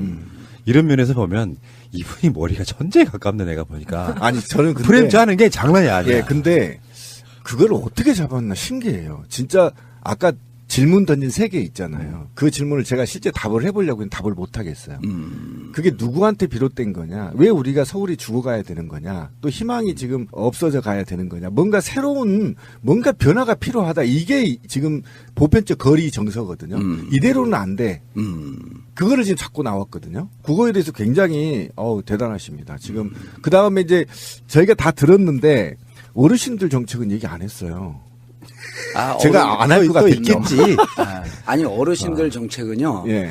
기존에 우리 사회 특히 서울시가 잘하고 있는 정책들은 계속 가야 돼요. 예, 잘하고 있는 게 많아요. 그러면 잘하고 있는 게 많죠. 그래서 특히 이제 어르신 복지 문제는 많이 좋아졌어요. 그래서 복지 문제 좋아진 것 중에서 줄일 필요는 없고 그것을 좀 교통 정리할 필요 있는 것들 또 어르신들이 하면서 어르신들에게 지금 가장 큰 게 이제 서울의 활력이 떨어진다라고 하는 측면 때문에 이제 그걸 집중적으로 얘기한 거고 어르신들 문제도 실질적으로 파고 들어가서 부족한 부분이 있는 부분들 그런 부분들은 정부 정책과 그다음에 기존에 했던 정책 중에서 좀 부족한 부분은 언제든지 이거는 찾아갈 수 있거든요. 근데 아까 얘기했던 청년 정책이라고 하는 것은 청년의 활력을 준다라고 하는 것은 크게 방향을 틀어야 되는 것이기 때문에 이 부분에다가 좀 전력 투구를 해야 될 필요가 있는 거죠. 핵심 짚으셨네요. 저희도 또 정책 방송을 일주일에 한 번씩 하거든요. 노인 정책은 그야말로 나름대로 잘 해놨어요. 근데 청년 정책은 정말 잘못됐지. 그냥 언발에 얼줌누기밖에 못하고 있었거든요. 그 이제 뭐 그게 가장 쌈박한 걸로는 수당 주고 배당하고 이러는 건데 그것은 정말 어떤 긴급 처방밖에 안 되는 거고 기본적으로 잘 살게 해주는 게 맞죠. 그렇죠. 예. 야, 어쨌든 간에 이 의원님하고 한 2시간 가까이 이야기를 들어보니까 저는 넋놓고 봤어요. 그러니까 이게 약간 어떤 공감력이냐면은 정봉주 의원 처음에 전국구 할 때보다도요. 최근에 나오는 방송이 훨씬 더 통찰력이 깊어져요. 그분은 완성된 채로 뭔가를 했던 게 아니고요. 지금도 완성돼가고 있는 일종의 발전체라고 좀 보거든요. 시야가 굉장히 넓어지다 보니까 이렇게 막 그 달변이라고 하는 건 사람들은 말하는 것 자체만을 놓고 보고 뭐 말만 번들어내 이렇게 말할 수도 있지만 제가 방송 해본 이상은 어떤 생각이 드냐면 컨텐츠가 없으면 좋은 말을 할 수가 없습니다. 그렇죠. 혼자 이렇게 자 지금부터 서울시장 이야기 해보세요라고 2시간 해도 안 끊길 정도의 뭔가 머릿속에 마인드에 있는 거예요. 그리고 더 그래서, 중요한 건 어쨌든 공적 욕망이 굉장히 강하다는 것. 그리고 그 공적 욕망이 서울 시민의 희망을 줄 수 있다라는 거에 대해서 굉장히 오늘 저도 지금 바뀌었거든요. 친하다고 맨날 문자하고 하지만 만나면 이런 얘기 안 하잖아. 그러면 이렇게 얘기할 시간이 어디 있어요? 이렇게까지 준비가 됐구나. 철저하게 네, 준비. 깜짝 놀랐고요. 깜짝 놀랐어요. 어제 저녁에 저는 잠들면서 예. 아 내가 은퇴한 할머니 같다는 생각을 했었거든요. 예. 근데 오늘 이렇게 저보다 연배시지만 예. 제가 오늘 인터뷰를 처음에는 아 내가 너무 꿈만 같은 사람을 만나서 기뻤지만 그 와중에 에너지와 열정을 제가 오히려 받은 인터뷰 같아서 너무 좋았어요. 감사합니다. 그래서 제지할 생각이 별로 없었어. 그냥 냅둬도 되겠구나. 그냥 이 방송 그냥 거저 먹는구나 나는. 우리 다 거저 먹었어요. 최고셨고요. 사실은 부모님들 사이에 시간 배분을 공평하게 해야 되거든요. 근데 그게 안 돼요. 어떤 분은 2시간도 하고 어떤 분은 1시간 못 되게 하기도 하고 그러는데 뭐 그건 어쩔 수 없는 것이고. 아니 어차피 빅게임은 박원순 동봉주잖아. 빅2인데. 들으시는 모두는 그냥 기분 나쁘시겠는데 어쨌든 간에 저는 이제 이 부분에서 마지막 결론을 한번 내드리자면 잘할 거야라는 막연함이 있었어요. 예. 같은 방송 진행자로서 얘기해요. 제작자로서. 근데 실체를 봤다는 그 보람이 있고 마지막으로요 의원님이 사실은 동지적 관계가 있어요. 전국구가 옛날에 월요일 날 나오면 새날 듣기 전에 전국구 듣고 우리 거 듣고 전국구 안 나온 날은 새날 듣고 전국구 듣고 뭐 이런 식이 있단 말이에요. 다 겹쳤었어 그때는 당시에는. 결론적으로 말하면 범 가족인 거예요. 우리 한 가족인 건데 여기서 그 모든 가족분들께 요즘은 또 전국구 많이 신경 못 쓰셔가지고 예. 많이 안 내니까 수지도 잘 안 나오고 그 모든 걸 통틀어가지고 애청자분들께 예. 전국구 포함 마무리 인사하십시오. 팟캐스트를 하고 계시는 분들 사실은 어찌 보면 팟캐스트를 만들고 하고 있는 분들이 주인인 것 같지만 우리는 물고기이고 물고기에 살 수 있는 물은 결국 이걸 듣고 계신 분들이에요.